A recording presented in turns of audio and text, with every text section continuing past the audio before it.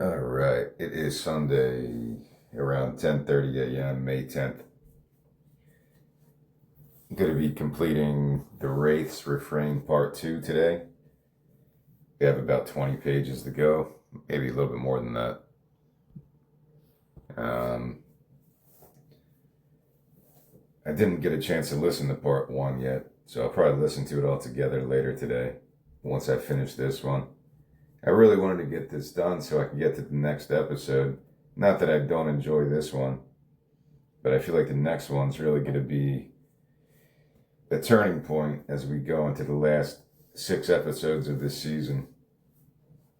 The story marathon maybe has a bit more of a dark comedy that I like to write. We get into some weird stuff over the next few episodes. At this point, while I was outlining the episodes, these 12 first episodes for season 1, I was kind of running out of things to write about. Maybe I was getting bored with horror stories, and I'm like, maybe I'm being too plain and generic in trying to add something to the horror genre where everything has been done before, or it seems that way at least. And then I was like, fuck it. Horror films, as long as they have those elements in there, even if it's derivative or a bit redundant of something else, reminding people of other movies, I was just like, I don't think I should be concerned with that. Just like in my music songwriting, where I feel like I don't have the right to enter this type of genre because of my life experience or my childhood or whatever. I don't listen to this type of music that much. Why do I have a right to add something to this genre? I'm just a poser. That's an easy thing to get through. The imposter syndrome, it's there because people kind of put it there in your head, but in reality it's just about your own thinking about your art. You don't have to be put into those boxes, just like in anything else in society that people try to put these identities on you. So eventually that stuff wears off, and I've been doing this for a long time. The difference is I never shared my stuff like this. I had some brief moments when I was in my 20s, and so sharing songs on other websites that allowed you to do that, similar to Substack. And but this is early 2000s when I was in college. I would try to share some stupid song demos and stuff like that, but I never really shared stuff like this to this degree where I feel like I'm trying to build a brand, or not even a brand, that's the wrong word. I'm just trying to put my art out there for whoever is interested. I think that's a simple approach. And yeah, I'm not trying to portray myself. I hope I doesn't come off like that. I'm just a normal dude, pretty boring, has very uneventful life, very sheltered existence, and maybe this experience is how I've dealt with those to give my life a bit more flavor, especially since 2020. Yeah, once I didn't have a job, I had to fill the time with something, and I didn't feel like becoming an alcoholic or anything. I could have done that. It did cross my mind. I'm 40. I might as well have like a full on like nervous breakdown, midlife crisis, which actually occurred anyway without me hankering it on. Is that the right word? I didn't have to encourage my midlife crisis or promote it. It just came naturally when I had a nervous breakdown like around 2020. I don't think I really was looking forward to it. Like, this is what I need right now. This will set the path for the rest of my life. So yeah, I could have gone down that road in 2020, 2021, especially when I lost my job. I could have became an alcoholic, drug addict. That same sad story, but that was not what I was interested in. So I built this company. I still call it a business. I still call it my publishing company because it is. I just yeah, it's a singular operation right now. But hopefully, by doing this, people get to know me better. What I want to do, what I want to do with other people, collaborations, because I know there's not much more of the process that I can do with these screenplays. I just have to rely on other people who who are interested in these ideas and concepts. So I keep repeating myself with this too. I had to ban myself today from Instagram again. That's all I did for the first maybe 3 hours this morning, just on Instagram, on Reels, watching video after video. It's not that they're not entertaining. You know, people are recommending vinyl records, stand-up comedy, and then other stuff. Not really a lot of art stuff. It's more just music and stand-up comedy. But that's a part of my world. I don't write my sketch comedies anymore, but I feel like I should get back into it because I just watched Key and Peele, and I think his name's Tim Robinson, I think, and some SNL skits, and it just brings you back to that type of an art form. It's so free, that almost improvisational in a way. Yeah, sketch comedy has that element to it. I just want to make sure I said his name right. He's a pretty funny show, I think, on Netflix. Tim Robinson, yeah, he's a comedic guy.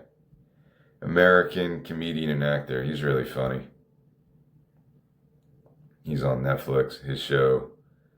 I think you should leave. I did watch it way back, and then when I got rid of Netflix, I kind of forgot about it. It's really good. He's really funny dude. Good writer and other stuff. I think my all-time favorite skit is still the Key and Peele in the classroom with Jaqueline, Aaron. I don't know why that skit is just nice, and yeah, I don't know. It just works on so many levels for me. Jaqueline. So maybe I'll start.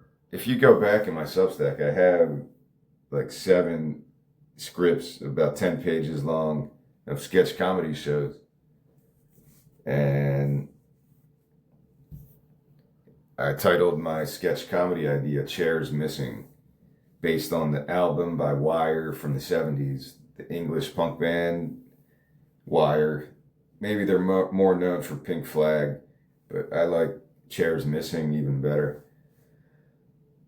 I haven't heard all their albums, but that's probably my favorite. So I named my sketch comedy series Chairs Missing. I just like how it sounded, and I wanted my sketches to be demented.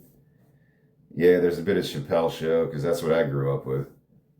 I was right there, the half-baked generation, and then the Chappelle Show, I was probably like right in college, I guess. So that was the most popular sketch comedy show for a couple years, yeah.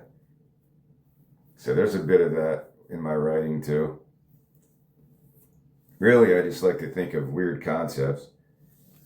That's what makes a good sketch comedy, I think, to be... Everyone's trying to do the same thing when they write a sketch comedy skit, to make it absurd as possible, or to have as a bit of satire or social commentary. I probably add some of that too, but I think what makes me laugh more is just the real awkwardness of life. And those things are highlighted in the era of social media, because everyone's life is broadcasted, whether it's real or not. The persona that you present about yourself, like I'm doing right now, is this really me? Am I trying to pretend I'm someone I'm not when I do these talks and shit in my writing? Yeah, it goes back to imposter syndrome, and it's a stupid term now that I really think about it.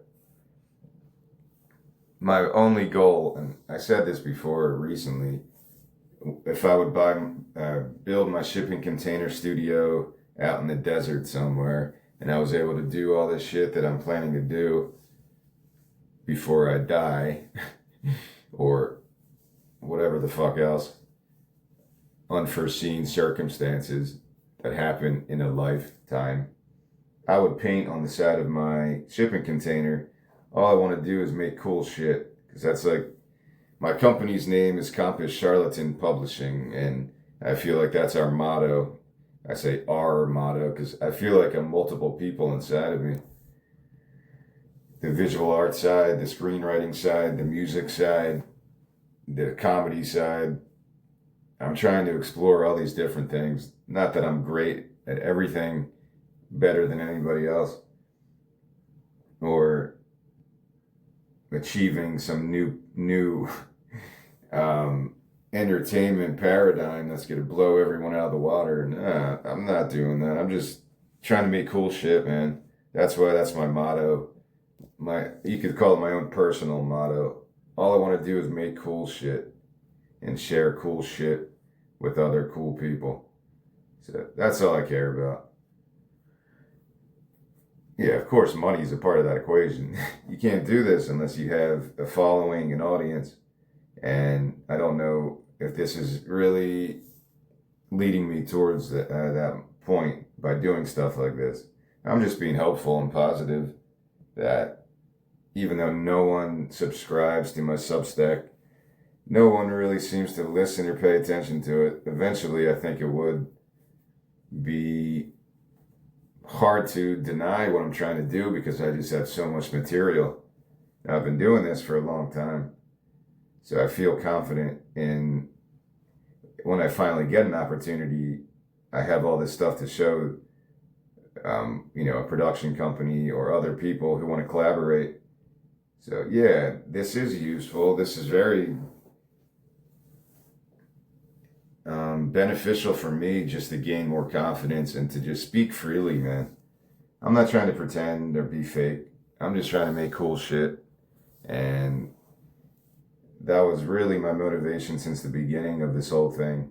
If you want to point to 2020, when it first really started, just want to make cool shit because that's what's gotten me through life. If I didn't have good music and the opportunity to explore art, sketch comedy, music, movies, and I don't know if I would be the same person I am.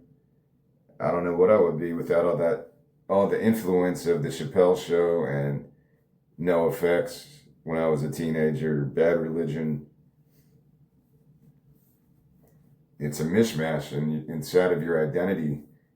A part of your identity is the art you consume and how you interpret it and grow from it, or how it crushes your spirit if you let it.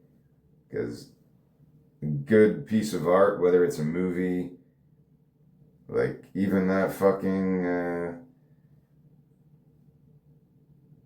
I forget what it's called. There was an Italian director who made like a World War II movie. It's a Beautiful Life or something like that. Bernini, maybe. And that was a pretty major movie for me. I think it won Best Picture of the Year, that Beautiful Life. Yeah, A Beautiful Life. I think that's what it was called. Even a movie like that, and if you've seen Schindler's List or fucking Saving Private Ryan, that's really all you need to know about the horrific quality of World War II and all that shit. But I think A Beautiful Life, man, that's not it. What was it called? It was like an Italian, right? The title of the movie was actually in like Italian, La Vida, whatever it's called. Life is Beautiful. There it is. 1997. Yeah. By Roberto Benigni. Sorry if I'm saying your name wrong. A Jewish Italian man uses humor and imagination to shield his young son from the horrors of a Nazi concentration camp. I do remember that. I think a lot of people were watching that movie that year because it won Best Picture, I'm pretty sure. La Vida è Bella. It was good. It stayed with me. I was probably like, I don't know, how old was I? 16? And I think I did watch the other Spielberg ones by that point. When Schindler's List, I think we watched in like grade school, in Catholic school. I think they showed us that when we were like in 8th grade. We're probably like 13. So a movie like that can really fuck you up. Schindler's List.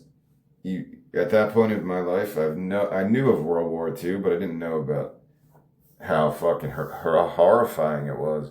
Just like I didn't learn about the cannibalism involved in Russia in World War II and Leningrad and all that shit until I was in my like late 30s. I never knew that was a thing. During World War II, there was actual cannibalism going on as people tried to survive through all this shit. So yeah, art can gut you. A good work of art, like a movie like that, can really fuck you up. Just like Midsummer did, just like it has a real physical reaction over me for maybe like a couple of weeks. That movie Midsummer did fuck me up like that. The visuals and just the story and just the creepiness factor. And hopefully I can get to that. I was saying before, yeah, I want to be able to disturb people. And that's why people go see movies like that. That's why I wanted to watch Midsummer, because it had that pagan folklore element that I really do enjoy, even if it freaks me out sometimes.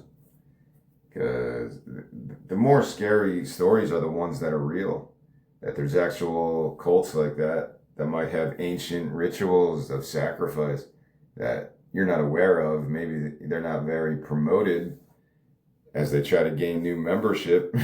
They're not saying, hey, once you reach 72 years old, like in Midsummer, you have to jump off this cliff and kill yourself. I don't know how many people would sign up for that unless you're born into it and you have no other choice. And that's your lifespan.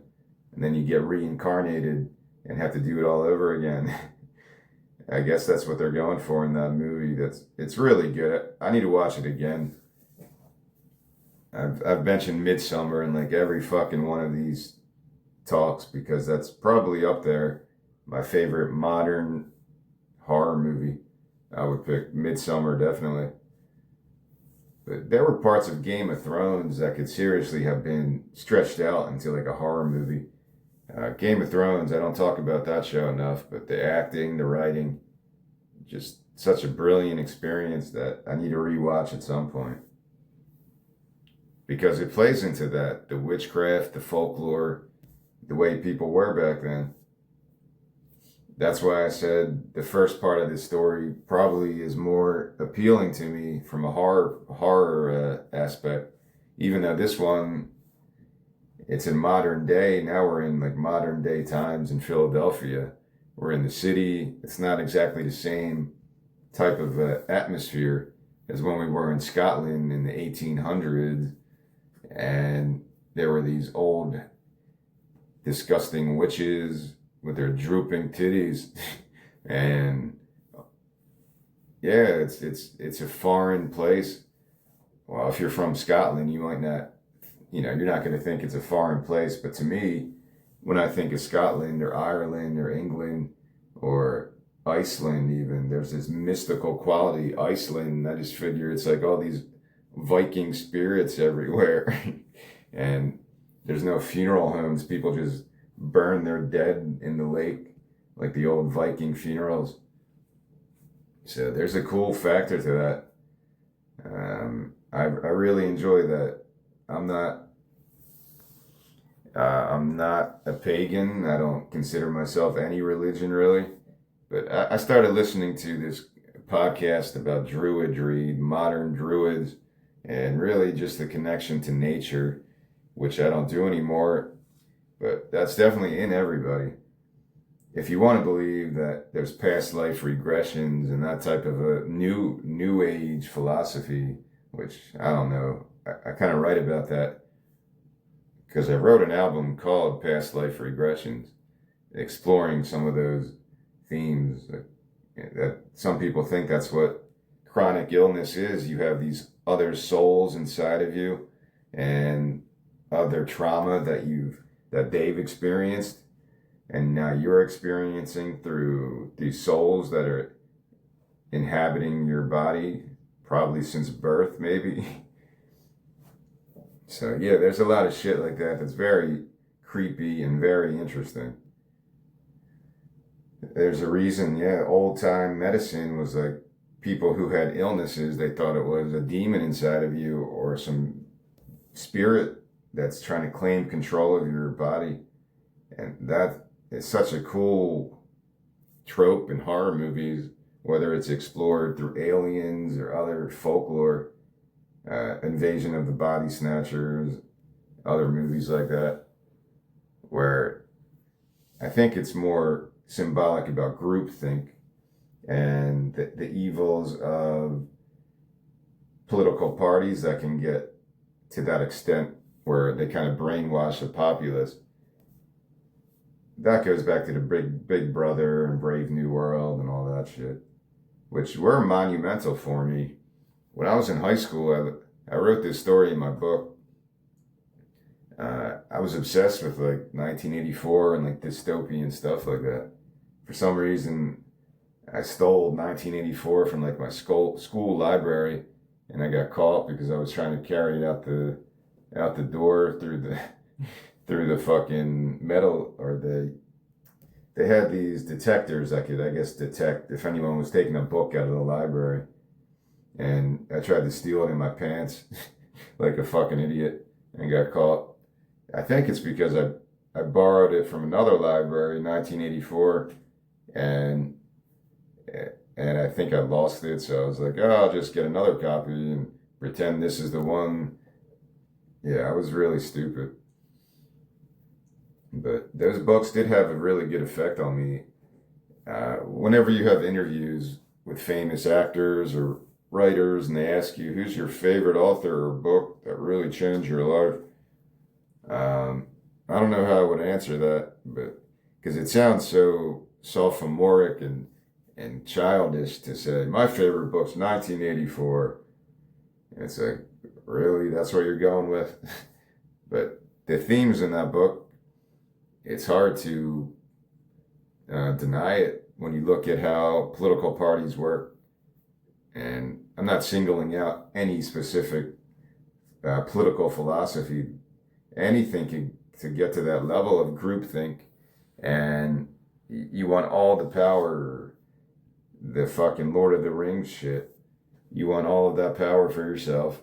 You want to manipulate people. You don't care if you lie straight face to people. Eventually, you don't have to even mask your manipulations. You could just be completely, yeah, we're fucking with you, and there's nothing you can do about it.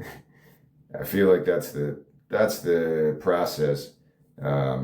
Maybe somebody comes to power, political party or whatever, a revolutionary spirit, they take power and they start out maybe manipulating information, manipulating language and doing all that shit. That's in 1984. I'm just getting it from there. And then eventually they get so powerful that no one is going to fuck with them, and they can just lie straight face to people, and people will just accept it because they're too afraid not to. Whether it's religion or non-religion, it doesn't matter what it is. Yeah, I'm going to quote 2 + 2 = 5, because how do you really explain that more better than that? The Orwellian symbol was, or the Orwellian call to action, 2 + 2 = 5. Yeah, it's hard to really paint that picture better than that example. And yeah, I don't know. I got obsessed with those books because when I was a teenager, you're a Catholic upbringing, and all you know is that world. All your friends are Catholic, all your family members are Catholic, and you don't really associate. Not that it wasn't like, no one ever said like, you're a Catholic, you can only do business with other Catholics or hang out with other Catholics. No one ever said it like that. But you didn't really get a full scope of life in New Jersey or life in America or globally. It's all connected, whether you want to look at it from that example of your community or from a global perspective. So as you get older and you start experiencing other music and movies, you thirst for more worldviews. At least I was, to try to connect the dots in my own head, and in the hopes of connecting with other people better, people of other belief systems, that you can still share a similar humanity regardless of what your general philosophy on life is or death, because all that shit doesn't really matter. It's really just how you're going to treat people, I guess. So, yeah, it's weird to say one of my most influential books was 1984, A Brave New World, but even in 2020, I went back to those books. I don't know if I read them, but I was like, they were in my head so much because shit was getting so weird. And I started listening. Intelligence Squared is like a YouTube channel. Well, they're based in UK. They're like some kind of a writer group or something. I don't know how to term it. Intelligence Squared. And I found a debate between these famous writers about who predicted the future better, Brave New World or 1984. And I was all obsessed with that, watching it over and over again, because it is very captivating. If you want to check that out. I'm pretty sure I shared it before, because it was a major part of my 2020 experience. Intelligence Squared.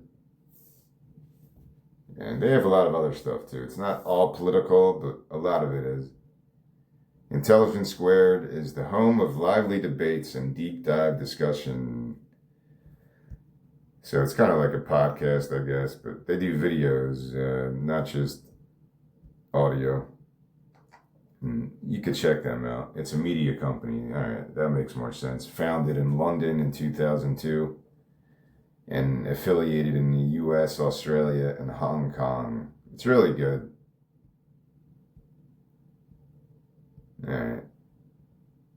Yeah. They've actually had very famous panelists as former President Jimmy Carter. I don't know if Patti Smith, I don't know if she was on there. Werner Herzog. Yeah, that's pretty cool. So it's really cool that they'll debate what was more a wise prediction of the future, 1984 or Brave New World. And then they'll go through an hour and a half of these panelists debating back and forth, and then the audience gets to vote on it based on who was more persuasive, right? So the audience votes in the beginning based on their own pre-debate notions of their relation to 1984 and Brave New World. The audience votes before and then after the debate, and then it kind of shows who is more persuasive, and it's just a good experience. I would recommend it. Anyone want to listen to that? All right, let's get into the story again. I don't know if that's connected to this story, that those science fiction elements of 1984. I don't think they're found within this horror story. I think I was just trying to have fun with this one. Maybe some of the other ones kind of had that even expanding universe with all the cynicism I displayed about pharmaceutical ads and media manipulation. All right, we're going to continue. We finished last time on the bottom of page 23. Yannick, we met him. He's the music teacher of these kids in Philly. He runs his own music school. Alicia is one of the parents of one of his students, Jackie, an 8-year-old girl, who's kind of the only one with any musical talent. So we met them when we left off. Now we're going to continue when we last left these characters. Elisa was talking about this thrift store because Yannick said he wants to get a piano for the kids. So now we are back at Jake's thrift store. Maybe the next day or that weekend, whatever it is. We're outside Jake's thrift store as Yannick is holding the front door for Elisa and Jackie. As they walk inside, passing a sign, going out of business, everything must go. Inside Jake's thrift store. So if you remember, just as a memory thing here, to bring you back to Jake, he just had that murder take place in his store.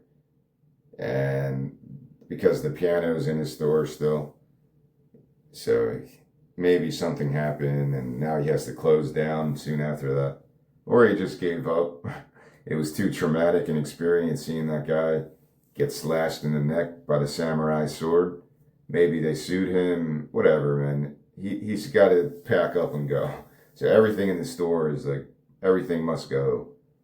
Inside the store, Yannick, Elisa, and Jackie explore the music section, walking past guitars, sitars, drums, trumpets, and pianos. Elisa spots the upright piano, slowly runs her fingers over the keys, then plays a short jazz improvisation. Elisa, hey Yannick, might have found the perfect little piano for the kids. Flora appears. Remember, when we see the ghost of Flora, she's got that big gash on her neck and she looks all gruesome and gnarly. So Flora's spirit appears, seated cross-legged on top of the piano as Jackie walks over, holding Yannick's hand. Jackie. Mom, can we stop for ice cream after? Elisa. I don't know, Jackie. She winks at Yannick. Elisa. What do you say, Yannick? Time for some ice cream? Yannick. Sure, sounds good to me. Always time for ice cream, right? Jackie cheers, scampers off, and plays a drum set nearby, while Yannick and Elisa watch her, leaning against the piano. Yannick. She got really good, really quickly. To be honest, you might want to look into getting her into a legit music school that actually has some real instruments. Elisa playfully shoves him on the arm. Elisa, stop. Jackie loves it at your school, even with your crappy hand-me-downs. They share a smile. Then Elisa motions towards the piano. Elisa. So, what do you think of this? Yannick. Well, let me give it a quick test drive. He sits down on the piano bench, shuts his eyes, and plays the melody that he was working on previously back in his apartment when he was trying to compose his whatever, which now sounds fuller and much more inspired. Other customers walk over and enjoy his short, masterful performance. Flora appears once again, seated next to Yannick on the piano bench, staring directly at him. Love at first sight. Her ghostly hands gently caress his arms as he plays his composition in a deep trance, completely lost in the music. Yannick finishes his performance, opens his eyes, as Elisa and Jackie clap, along with some other customers. Yannick rises and bows humbly, while Elisa pats him on the shoulder. So you could extend this scene. Yannick plays his little symphony piece here that he's been working on forever. We'll get to that story in a little bit. And he's really good. He's a very professional musician, but for whatever reason, he never could make it through. So he's teaching these kids to kind of survive while he's trying to do his other thing. Which, it's not really about my own frustrations. Maybe there's a little bit of that. But it's just, that's the art world, man. Unless you know the right people and you have certain, unique attributes that nobody else really can offer, it's difficult to get through because there's very limited spots in that type of successful artistic life. All right. So Yannick finishes up his performance. All these people are clapping.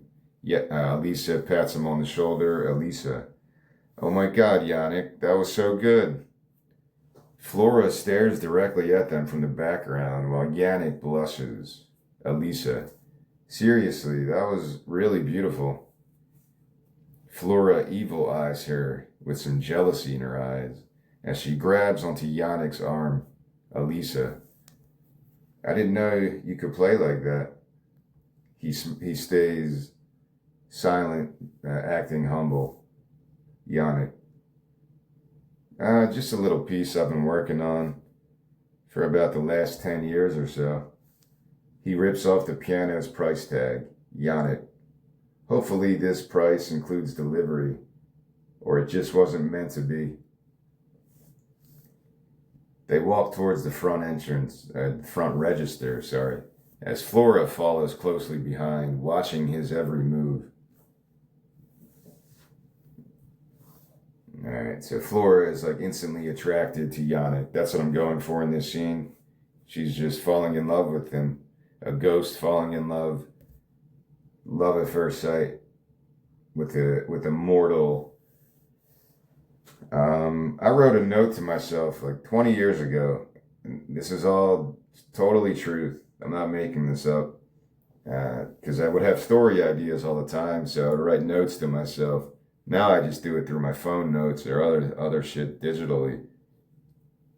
And I wrote this note, write a story, what happens if a spirit falls in love with a man or something like that.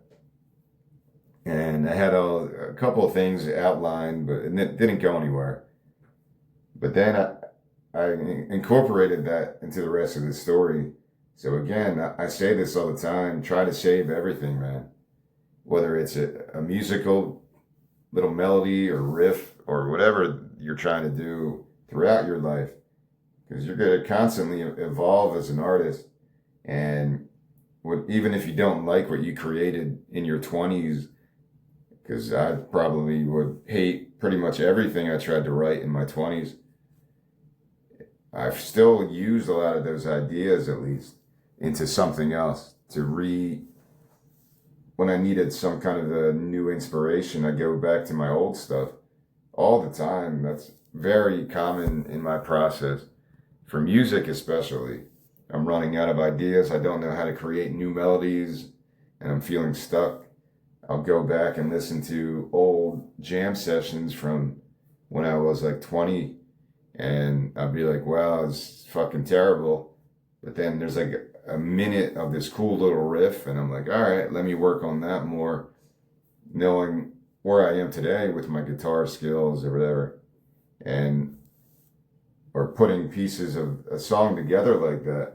I've talked about it before. It's so weird how shit happens like that. Like it was meant to be, but that's just how it works.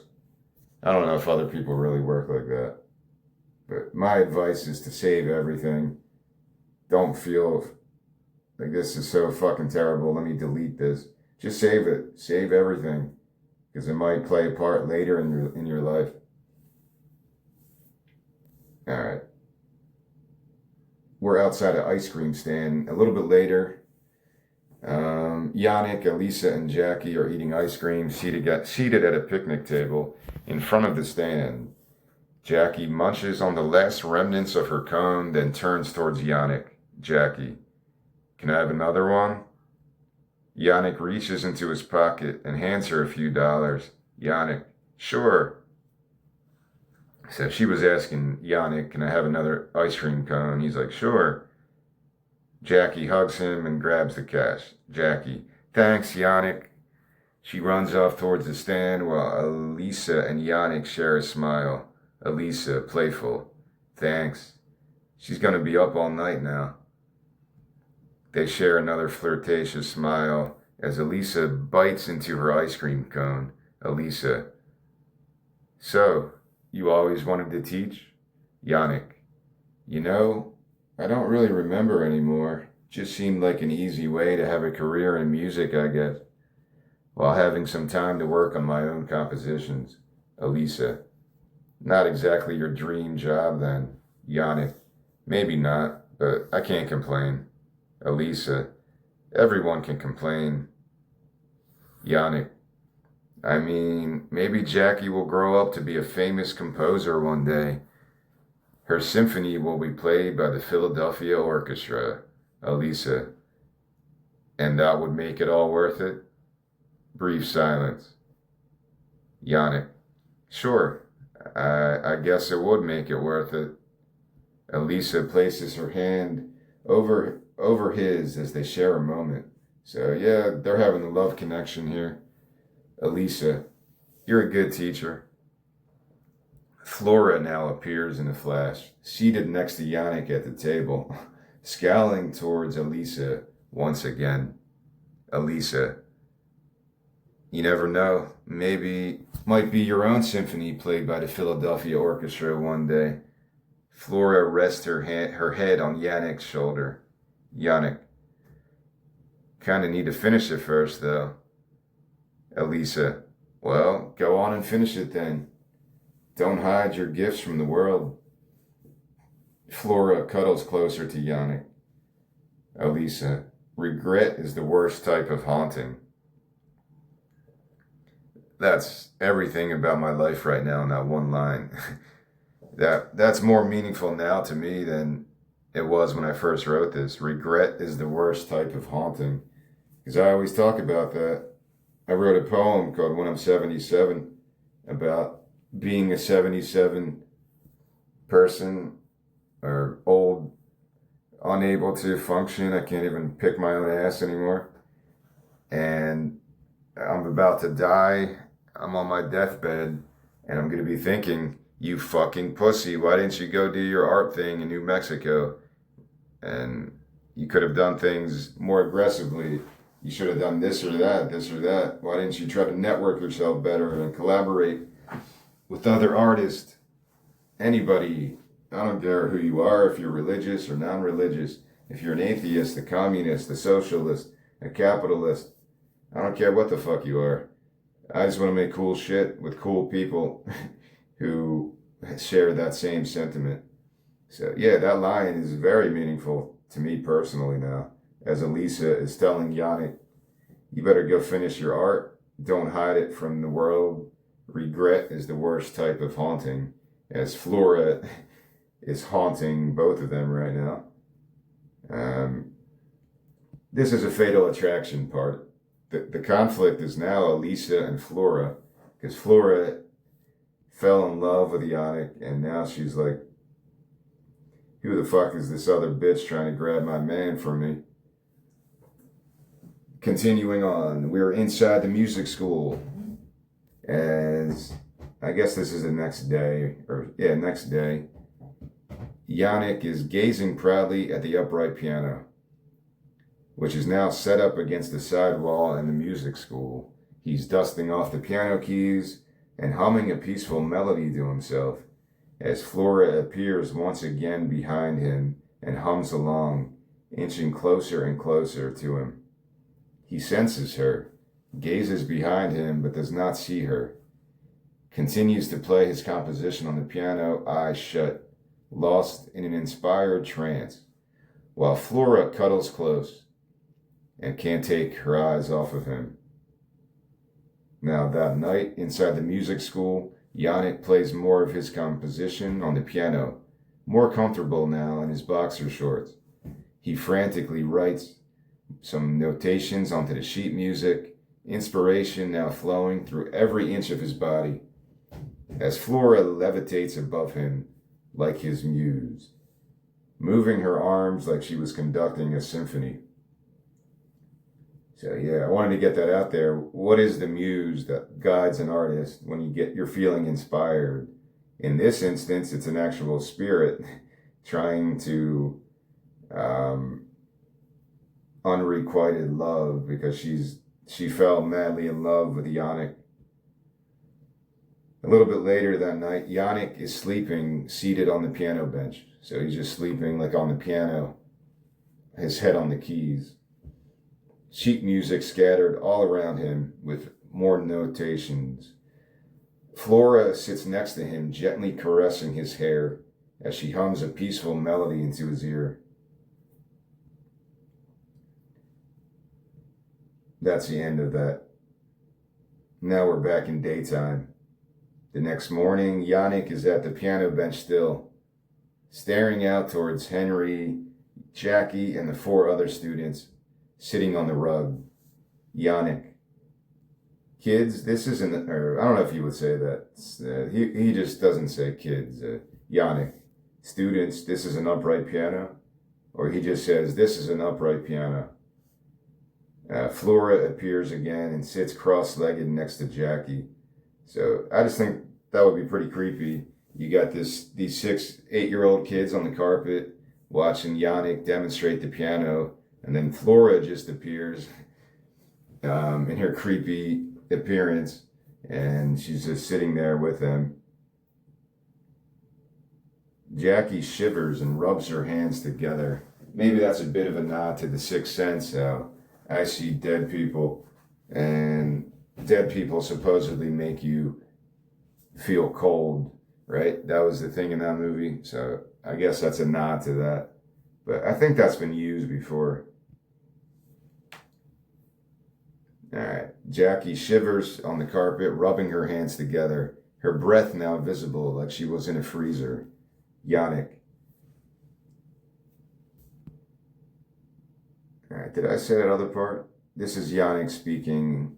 This piano is a very elegant instrument that also takes years and years of dedication and practice to perfect. And when you finally think you are an expert and you've learned everything that you could ever possibly learn, the piano will find a new way to humble you. I'm not speaking of personal experience. I've never took piano lessons, but whatever. It works for any instrument. Jackie raises her hand and walks towards him. Jackie. Yannick, I don't feel so good. He feels her forehead as she passes out into his arms. A few hours later in the music school, Jackie hits some piano keys, feeling a little better, and she's humming a melody to herself while Elisa and Yannick watch her from the distance. Elisa, thanks for taking care of her today. Yannick, of course. I don't think I've ever been that scared in my life. Elisa, probably just some bug going around. Kids are resilient. Wait until you have some, you'll find out. I mean, if you want to have some, or maybe you do already. I'm sorry, I don't quite know what I'm trying to say here. Please save me. Yannick and Elisa both laugh at her awkward rambling. Yannick, no worries. Don't think I have any. Besides, the little devil's in here, that is. Flora flashes behind them, staring Elisa down. As Jackie plays a C minor chord from the piano, Elisa, come on, Jackie, you can practice at home. Jackie skips towards the front door as Elisa grabs Yannick's hand. Elisa, thanks again. Jackie, bye, Yannick. He watches them walk out as Flora watches him with a look of despair. Yannick's apartment that night.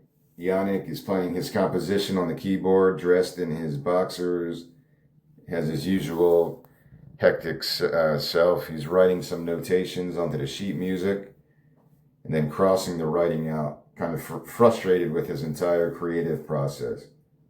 Now he's tossing the sheet music down onto the floor, jumping onto his bed, placing his pillow over his head as a somber waltz plays from the piano downstairs. Puzzled by the music, he puts on pants and shoes and crawls out the window.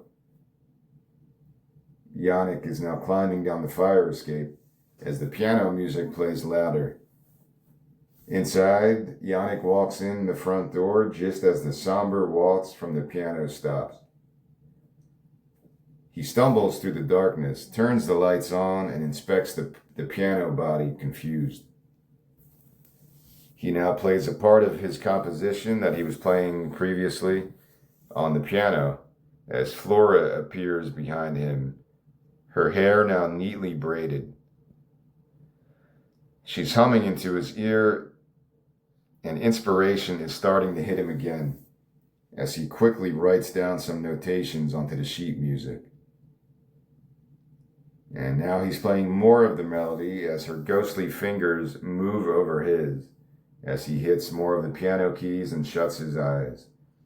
So he's not seeing Flora, but he's sensing her, almost like she's working through him to give him some inspiration to write this music.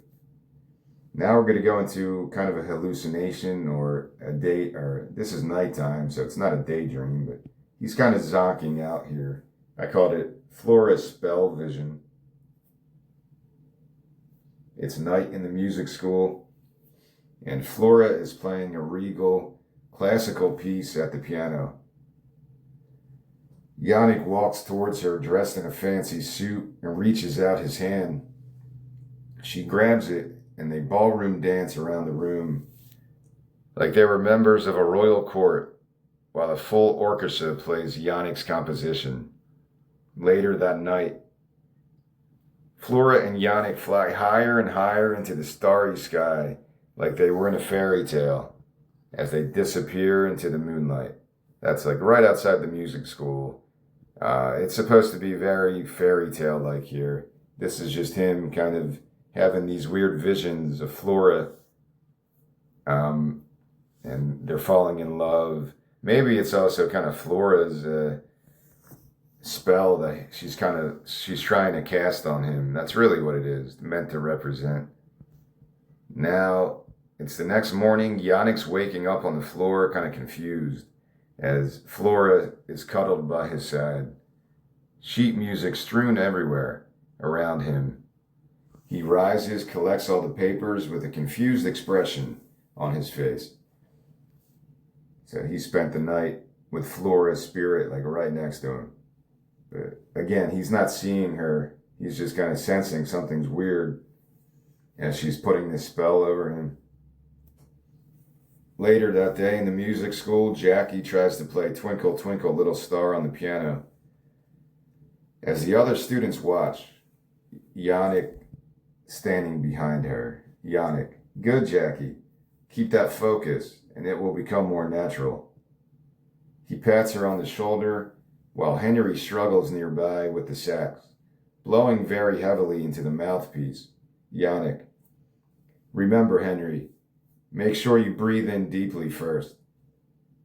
He takes a deep breath, and Henry tries to mimic him. Yannick, and always keep your back straight. He adjusts Henry's posture.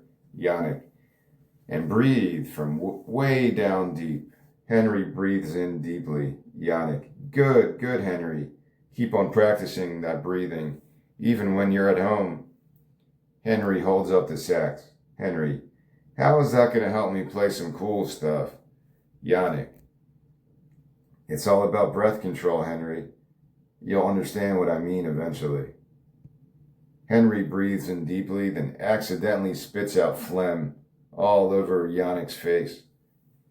Henry, sorry, Yannick. I think I need a bit more practice. Yannick, it's okay. Just keep practicing. Yannick gets up, gently pats him on the back, and then walks away. He's now in the bathroom moments later, washing his face in the sink, staring at his reflection, and he appears exhausted. He lowers his head back towards the sink, revealing Flora standing right behind him like a stalker. So she's like constantly just totally stalking this dude at this point. He keeps washing his face, then lifts up his head and stares at his reflection some more. Then he grabs a towel and dries off, while Flora watches him leave, then stares at herself in the mirror, appearing more depressed than usual, as she covers up her bloody neck gash with her hands. All right, There we go. They're forming a deeper connection now. Later that day, Yannick is walking outside by the Philadelphia Orchestra, and there's a large poster on the wall. The Philadelphia Orchestra performs Gustav Holst's The Planets, coming this fall. Again, a connection to Lori and her story. That's maybe I was really into that album, The Planets by Gustav Holst.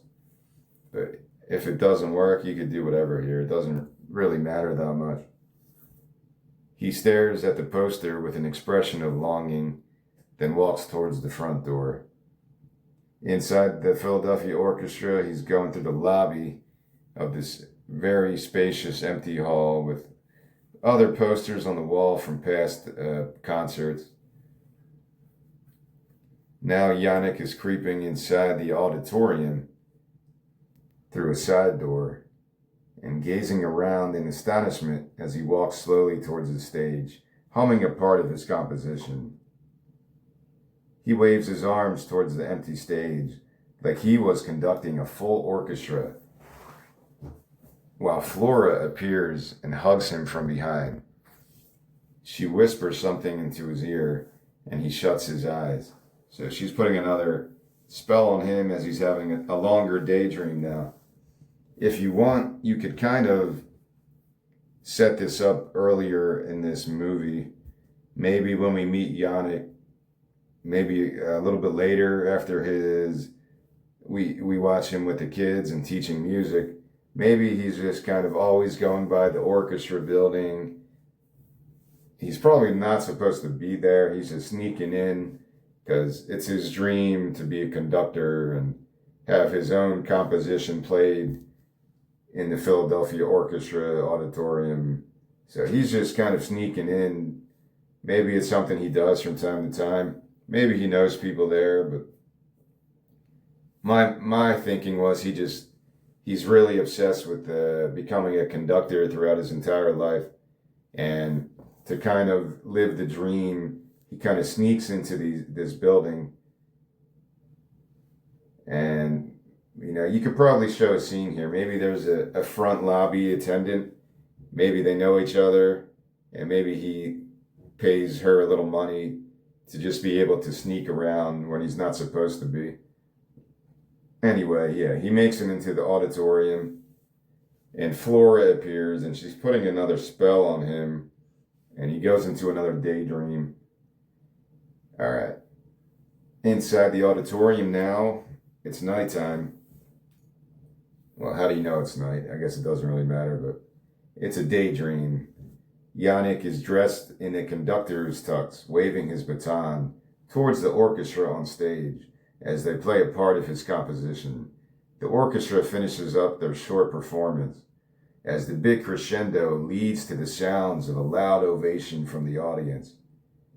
Yannick turns towards the darkness behind him and bows.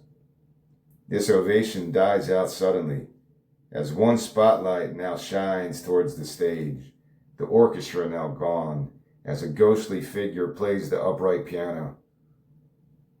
As we drift closer to the figure, we realize it's Hilda, appearing as her 18-year-old spirit. 3 vertical gashes painted in blood on her forehead. She plays her Wraith's Refrain with a triquetra symbol encircling her made from stones. A callback from the first part of this story.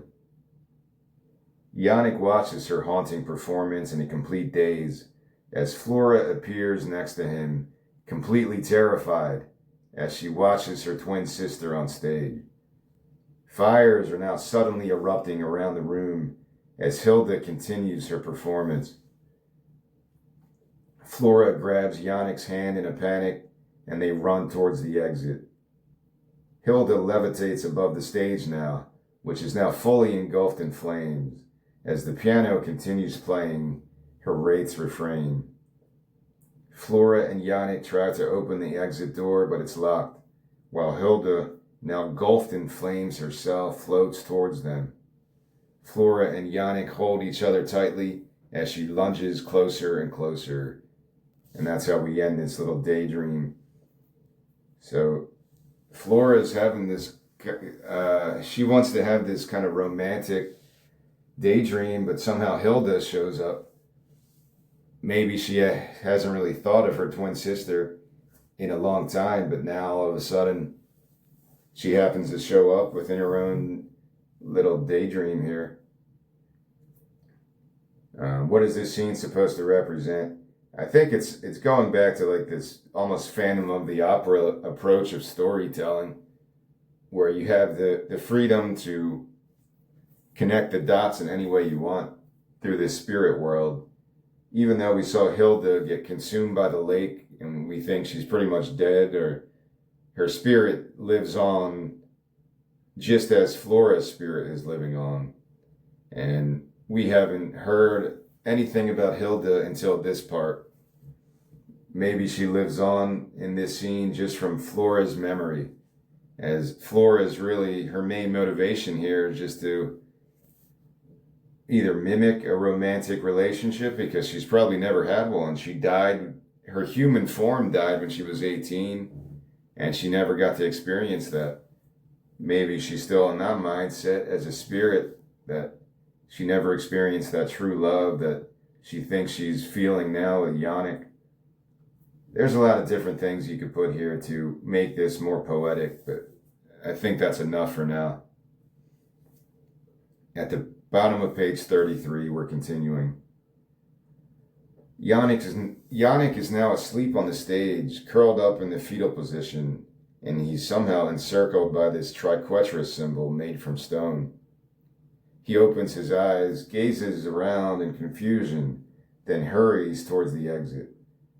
I debated whether to put this in there or not.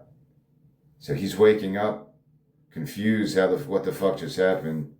He just had this weird daydream about Flora and Hilda, and now he's waking up and there's this triquetras symbol actually around him made from stones, and he's like, what the fuck, where did this come from? I'm not sure why this worked, because I debated, do I want to have a story like that where the spirit world can actually exist in your reality as well? So eventually I said, yeah, that's the theme, the spirit of this story that I'm going for. Very fantastical, very old-fashioned folklore from that type of philosophy, where he's dreaming of this triquetras symbol, and now it's actually appearing in his real life as well. Is this a major scene, though? Can I be convinced of the other, that it doesn't fit? Sure, because I debated it myself, but I put it in there after thinking about it more and more, that this is a very romantic part two in a creepy way, but that's a part of the romance, I think. He's becoming a part of this world now.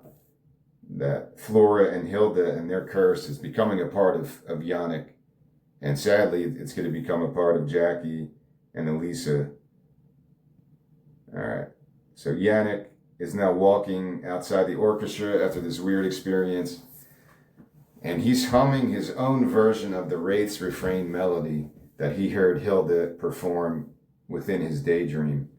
So it's that catchy of a melody that we experienced in part one, the Wraith's Refrain, and now it's going to continue through Yannick, because now it's a part of him as well.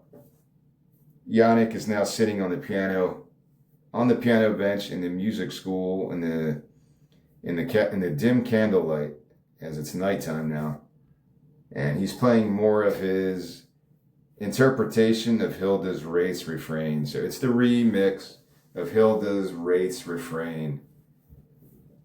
His cello and violin are on the carpet nearby, covered in sheet music. So now he's not just composing piano, he's composing like everything in this lush symphony arrangement, which maybe is more what he was going for, but now it's just pouring out. He's been having trouble writing melodies and gaining this inspiration, but all of that is gone. He doesn't know that it's coming from Hilda and Flora and this Scottish curse from hundreds or even thousands of years ago. but the curse is now continuing through him. Flora is on the carpet next to him. Her eyes are shut as she hums along to his melody. After a few moments, she sits up with a concerned gaze, like she recognizes the music that he's playing.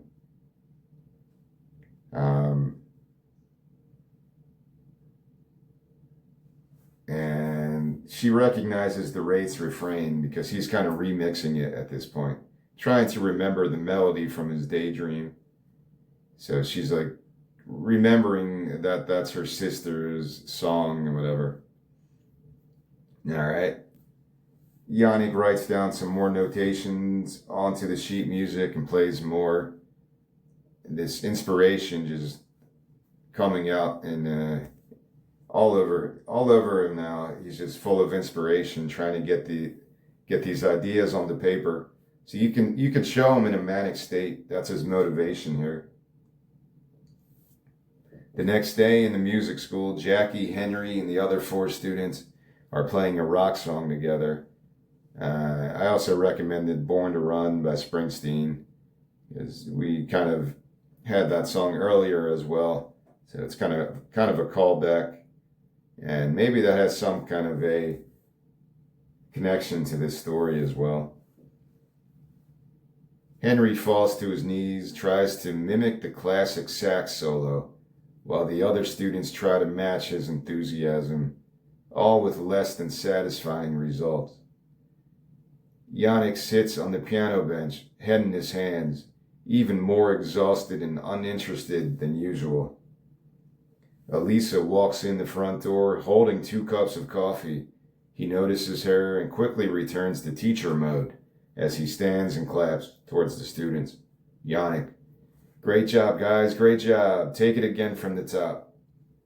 He walks towards Elisa, gently patting Henry on the head as he passes him, while the students play the song from the beginning. Yannick: "That's great, guys. Just keep playing. You're getting better." Elisa opens the front door and Yannick walks out with her. Outside, moments later, Elisa hands him a coffee and gently caresses his arm as he takes a sip. Yannick: "Thanks." Elisa: "Don't mention it. Looked like you needed a boost." Yannick: "Sorry. Been a little distracted lately." Elisa: "No need to be sorry. I still don't know how you deal with all that every day.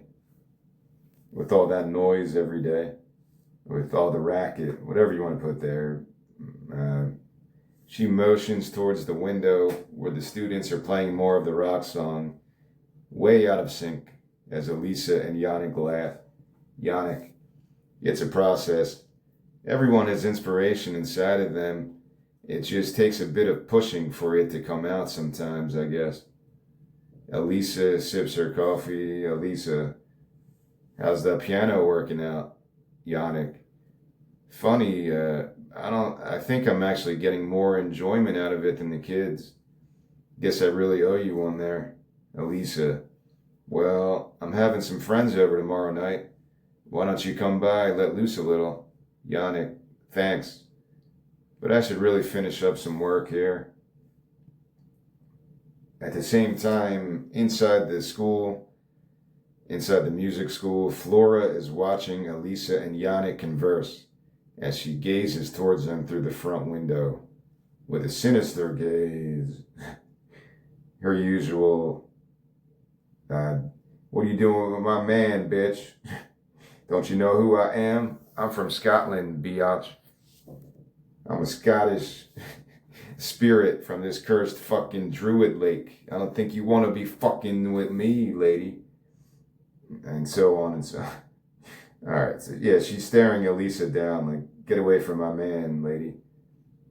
Back outside, Elisa now leans in closer to Yannick. Elisa: "Come on, teach. I won't take no for an answer." Yannick: "Yeah, maybe some other time." Elisa teasing: "What? Trying to polish off that 10-year-old symphony of yours?" He stands speechless as she gently shoves him.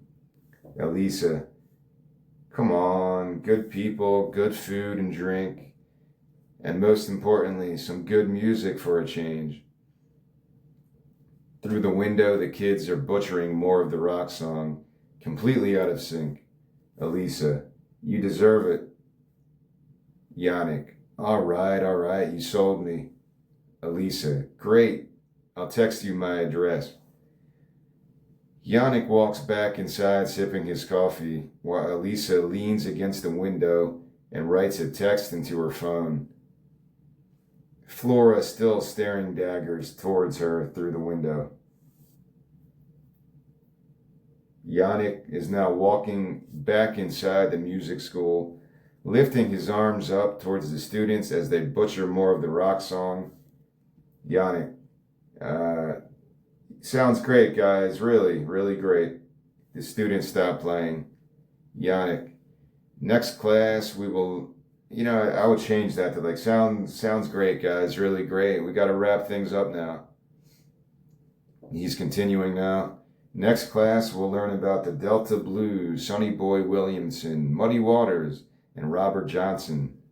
Henry, isn't he the guy who sold his soul to the devil? Yannick, according to some legends, yes. Henry, whoa, so cool, man.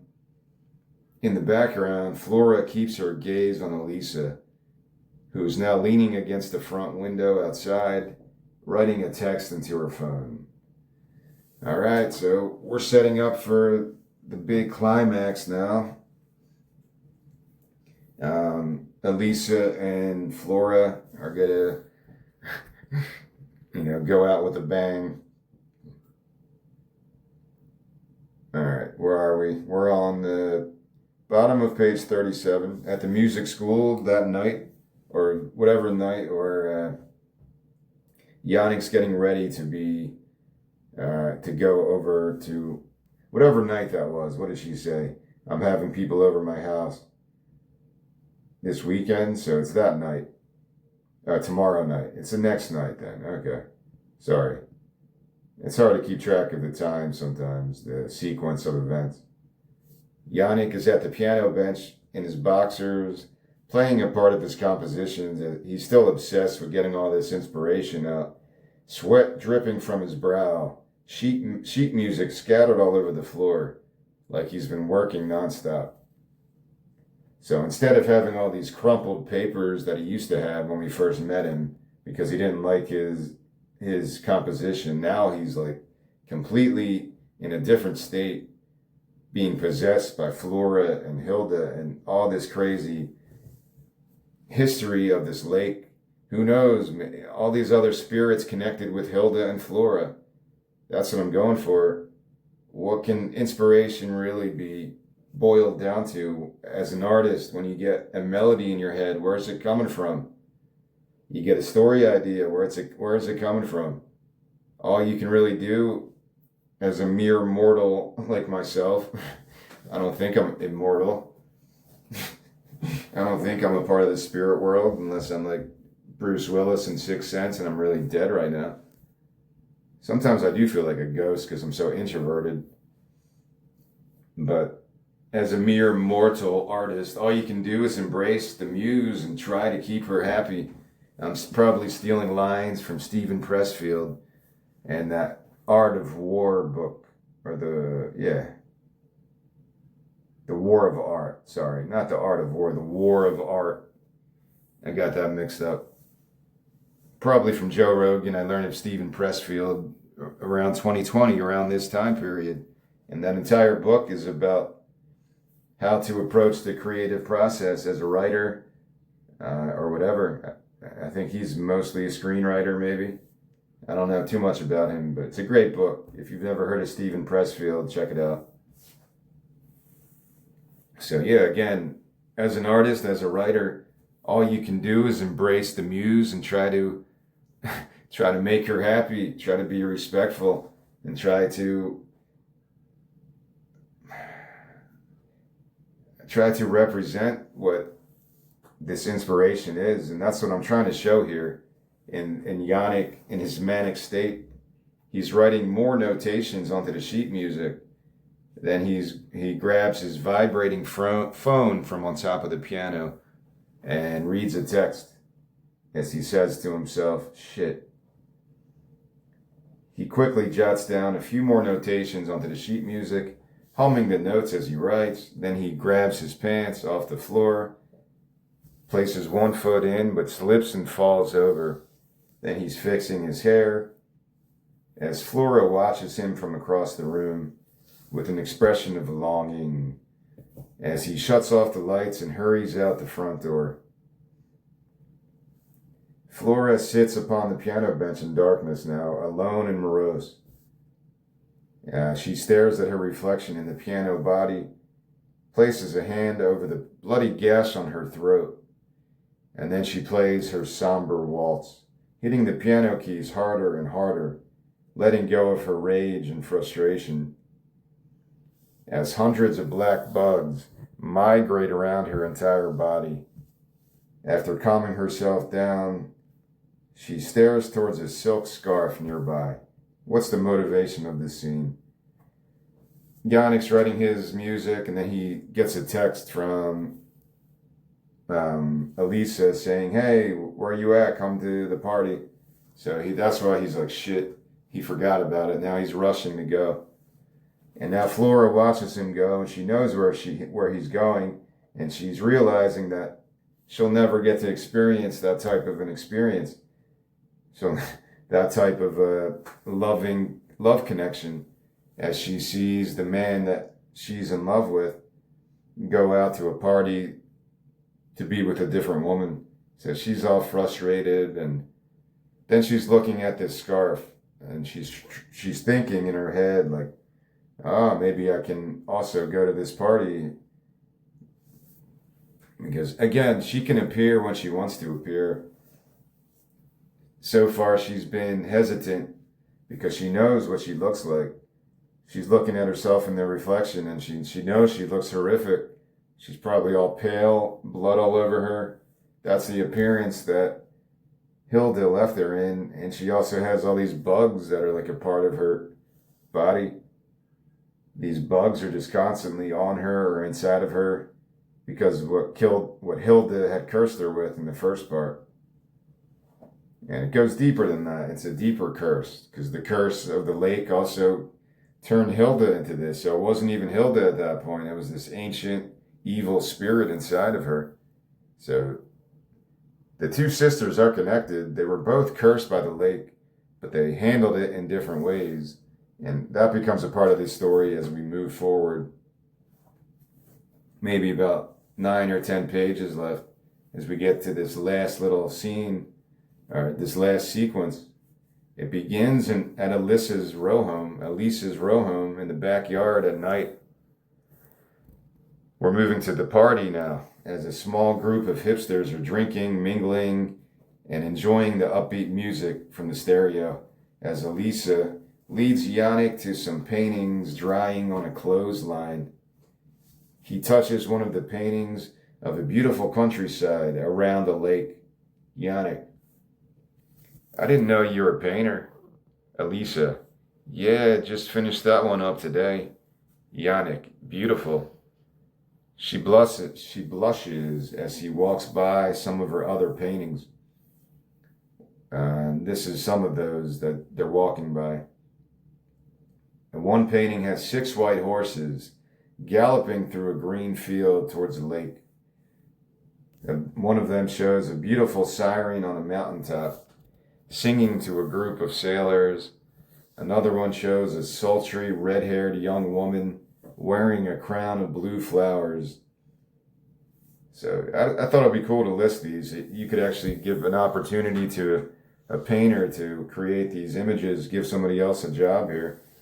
Because I do visual arts, but everything I do is digital, and I've never tried to do these images myself. Somebody else could paint this on a real canvas, and that would be a part of this movie. There's another script that also goes back to this scene, but I'm not going to talk about that because it would take too long to explain how I did that in a different episode. All right, so they're looking, Yannick and Elisa are looking at her paintings, and she's lighting up a joint, smoking it, and passing it to Yannick, who holds it like a deer in headlights. Elisa, go ahead, Teach. I won't tell on you. He inhales the joint and immediately coughs up smoke. Yannick, sorry, been a while. He coughs up some more smoke as he stares deeply at the painting of the lake and countryside, which appears to come to life in his perception. So he's kind of having another hallucination now. With the painting in view, flames suddenly encircle the lake as a shadowy female figure levitates over the water. He stares at the painting, lost in a trance, as the flames spread everywhere until Elisa shoves him softly from behind and snaps him out of his daze as the painting turns back to normal.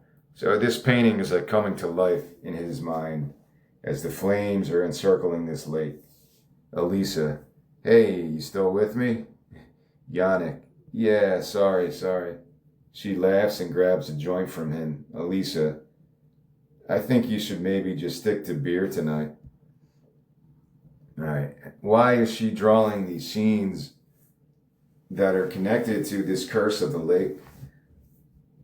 She's almost drawing Hilda in one of those paintings, this sultry red-haired young woman wearing a crown of blue flowers.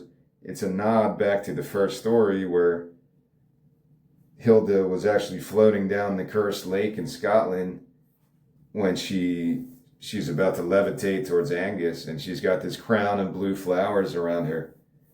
So she's a part of this folklore as well now, because of Yannick's connection to the piano, because she's the one that played the piano, because she's the one that Flora is like kind of going fatal attraction, or not fatal attraction. Flora is currently having a fatal attraction to Yannick, and she's not appreciating Elisa kind of moving in on her territory. So there's a lot of angles there. I'm sure she's having weird thoughts as an artist about this lake in Scotland. She's painting it. People can have weird thoughts like that. Some people handle it through drugs or alcohol to forget about these disturbing images. Some people turn it into art. When I was going through my mental breakdown in 2020 and having all this weird paranoia and anxiety and all that shit, it's terrible, man. I was having all kinds of weird conspiratorial thoughts in my head about planes and chemtrails poisoning at certain hours of the day, and when COVID first started, all this weird shit. I mentioned these black bugs, and I didn't tell the story, my own connection. In 2019, my little shitty studio apartment got infested with these fucking bugs. I woke up and they were like crawling all over me, and then I thought I got rid of them, and then they just kept coming back over and over again. And they were like bloody bugs. I had to keep killing them every time I killed them. And I mean, like, not hundreds, but close to that. Dozens of these fucking bugs would just show up in my apartment. I had to fucking kill them all. And they had like this bloody, every time I killed them, they would leave like a bloody stain all over my floor or my carpet. I had to throw out my bed eventually. I had to throw out my carpeting, because it was just absolutely disgusting, and they stunk. They weren't stink bugs. They were just very smaller than stink bugs, but they stunk just as bad when you killed them. I had to get rid of this really fancy carpet. I had to get rid of my bed. That's when I started sleeping either on chairs, or I bought this little bamboo mattress, and then they came back again. And I just had to keep killing these motherfuckers, man. It was a harrowing experience. Fucked me up, man. I couldn't sleep because I just kept thinking these fucking bugs are gonna fucking be on my body. And they were sometimes. Why did I stay living in this apartment? That's a good question. I don't know. But I didn't really know what my options were.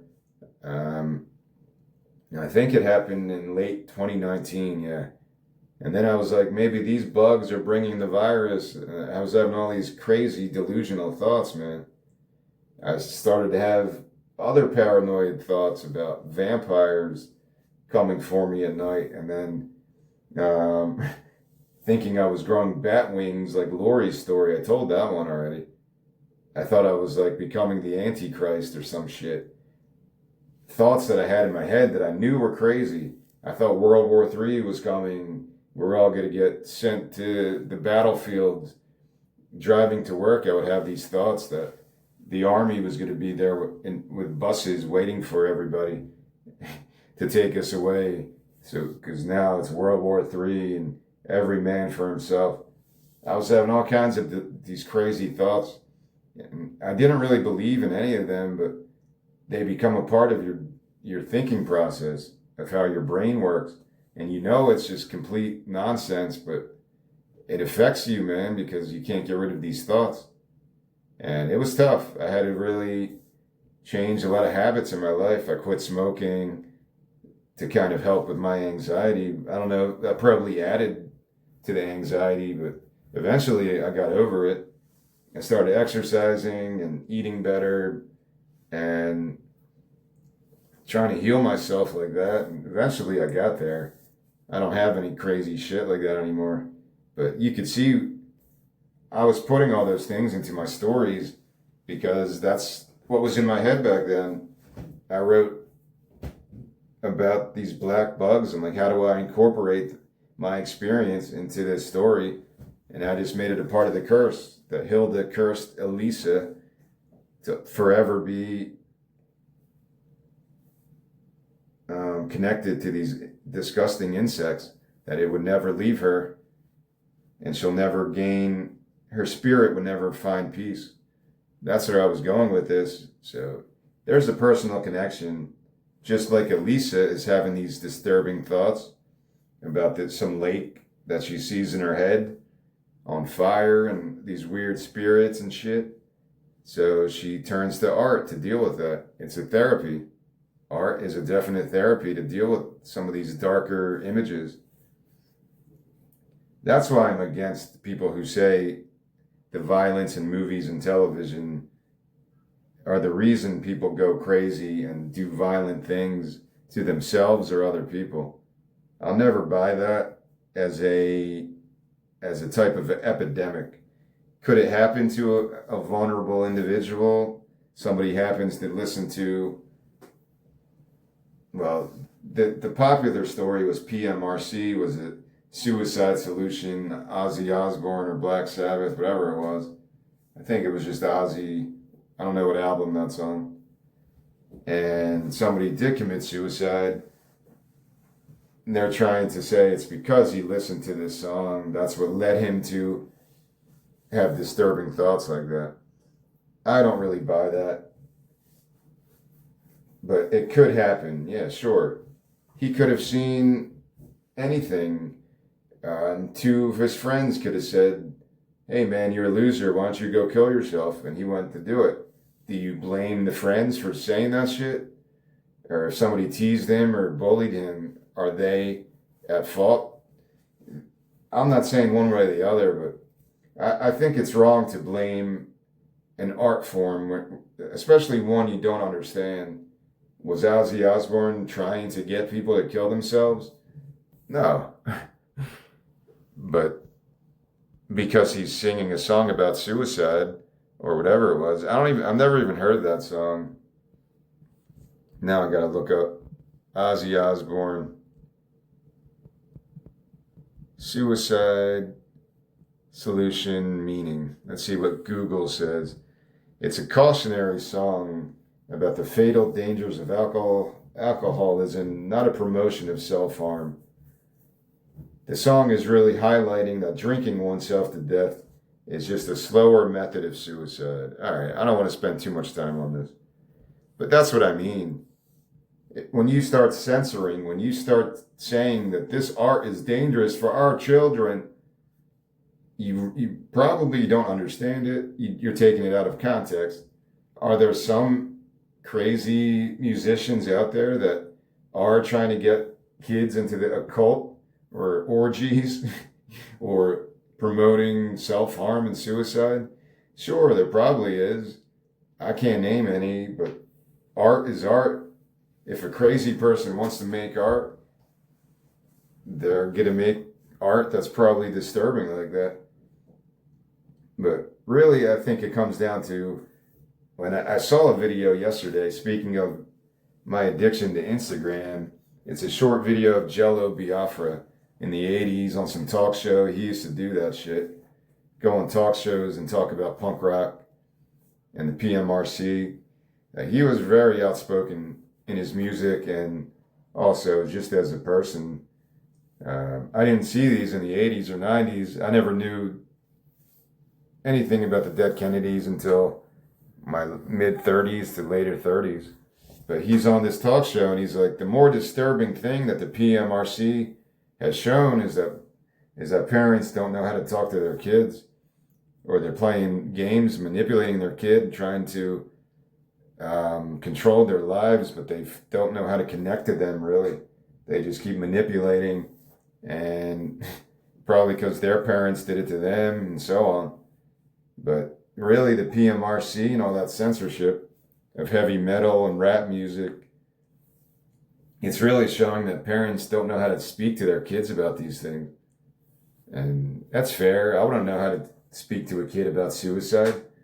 If I'm listening to Suicide Solution and I had children and my 13-year-old kid is like, what's this about? Well, hopefully I would be able to speak to it in a better way, knowing what I know now about the song. But I would rather be in that situation than just have or have my 13-year-old kid try to decipher it himself. Maybe he'll take it the wrong way. So yeah, I think Jello Biafra was right when he said that. Like, the real issue is that parents don't know how to connect with their kids or speak to their kids about this shit. But all right, let me go before I talk too much. Let me keep going. I wanted to mention that though, because I never spoke about these black bugs in this story. It's because of what happened in my life. That's not the only reason I had my mental breakdown. But it is one of that was the earliest thing that caused me to like really freak out. I was having trouble sleeping and I was still working at that point. Through 2020, I worked all through that time period when COVID was going nuts. But that was a part of my life. Even after I lost my job, I think I still was dealing with that shit. But yeah, that's the reason I put those black bugs in this story.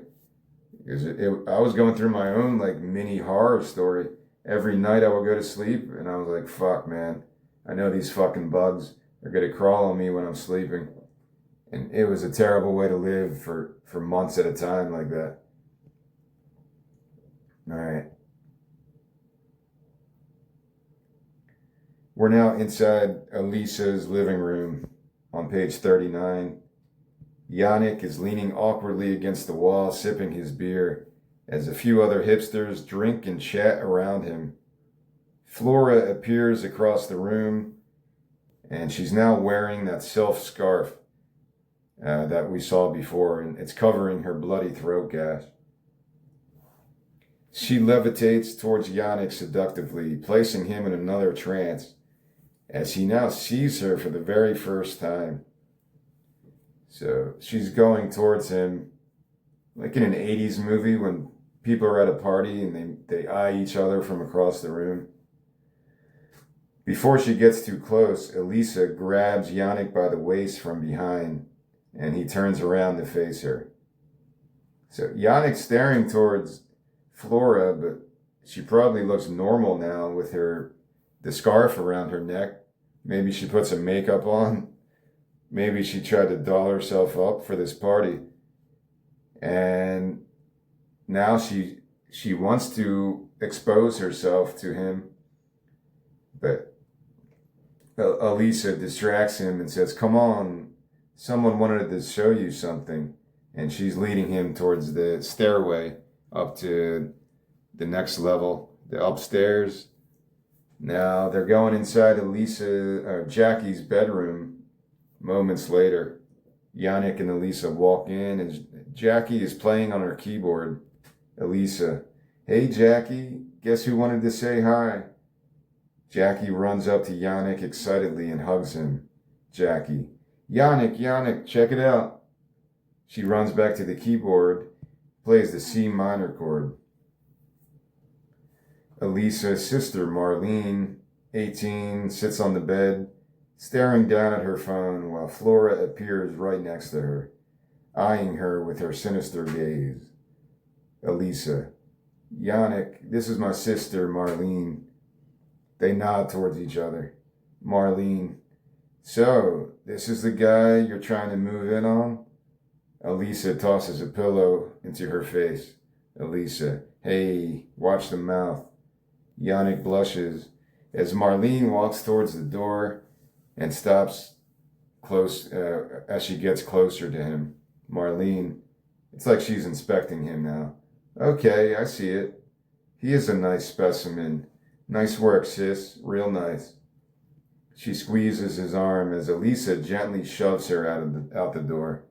Marlene, okay, I'm going. Yannick and Elisa share an awkward smile. Elisa, sorry about her. Jackie plays more chords on the keyboard. Elisa, I promised Jackie she could show you her keyboard before it gets too late. Yannick walks over. Yannick, wow, this is a really great keyboard, Jackie. Jackie, check it out.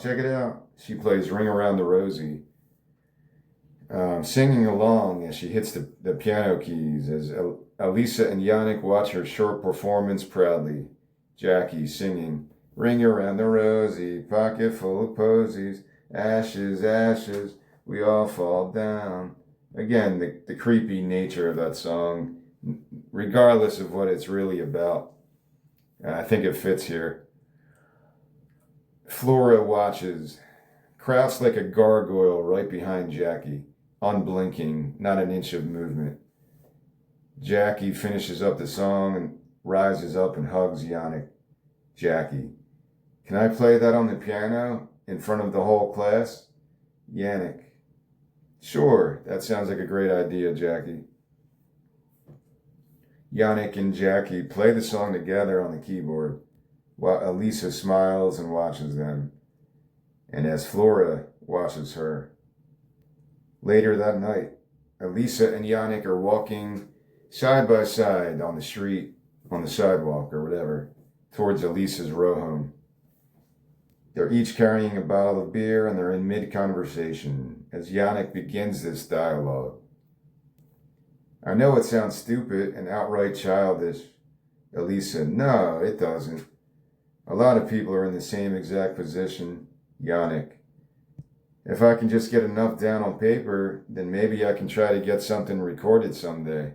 Elisa, like a demo tape? Yannick, yeah, my demo tape symphony. I like the sound of that. Every record label in the country will be fighting over it. Elisa laughs at his sarcasm and sips her beer. Elisa, have you really been at it for 10 years? Yannick sighs deeply and stares towards the pavement. Elisa, it's all right. I hate showing people my work too. Your art becomes like your children sometimes, springing out from a part of you way deep down. A part that sometimes you can't even explain. So she's even talking about the muse thing, because she's an artist herself. They stop in front of her row home. Yannick, I don't know. Sometimes I do feel like something else is guiding me, unleashing my creativity. Other times, I wouldn't even be able to write a simple nursery rhyme. Brief pause. Yannick, I just wish I knew.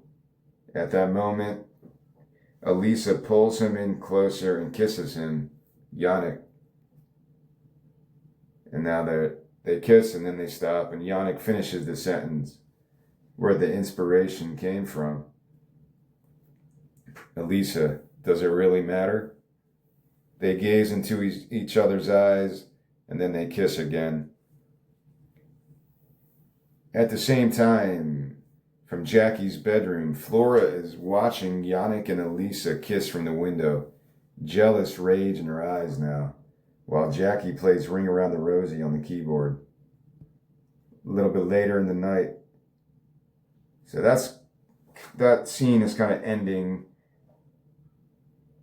the civil, the courting that Flora and Elisa. Flora's viewing this as a battle of courtship. After she watches them kiss, it's like, all right, shit's gonna go down now. Later that night, the party's over, and Elisa is washing dishes, tossing beer bottles into recycling bins. So she's cleaning up the kitchen area, and she's humming a happy melody to herself, recalling her kiss with Yannick. Now we're in Jackie's bedroom at the same time as Flora is walking towards the door as Jackie sits up in her bed. Jackie, Flora, where are you going? It's a sleepover, silly. So Flora has obviously decided to show herself to Jackie, and they became friends. Because that's a horror movie thing where kids become friends with ghosts. We're in Marlene's bedroom now. Marlene rests on her bed, on her stomach, as she listens to her iPod. We can hear the song through her headphones because it's so loud. The Police, Spirits in the Material World. I like that song a lot. I'm not a huge Police fan, but I am a fan to some degree. I just haven't really experienced all their music. But they have some songs that are just completely brilliant. Spirits in the Material World, yeah, that's a perfect song. And it fits this story perfectly. Flora stands at the foot of her bed, staring down towards her as she levitates over her body, then drifts down and blows gently onto her hair. Marlene feels a presence in the room, turns over, removes her earbuds, and flicks at her hair like she was swatting at a bug. One small black bug crawls under her bed, but she doesn't notice and returns to the music, drumming the beat on her pillow. We now drift slowly away from the bed towards the door as Flora levitates over the bed. So, yeah, we're getting weird now. Flora, you could see in her disposition now, Flora is like a very different demeanor in her appearance and how she moves around. She's about to fuck some shit up.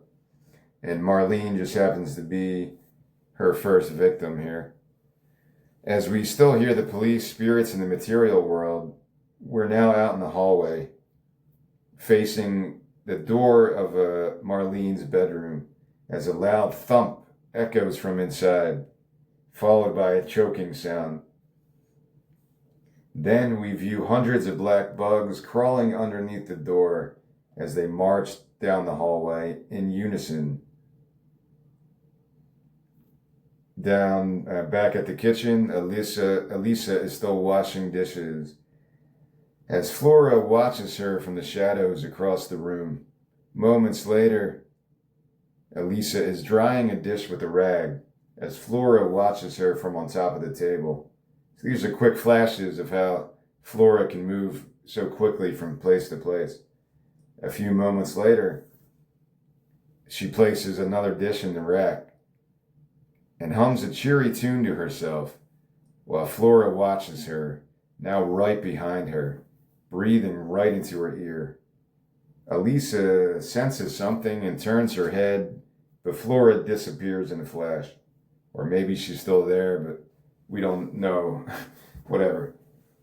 I think in this part, yeah, because we're seeing Flora as a spirit.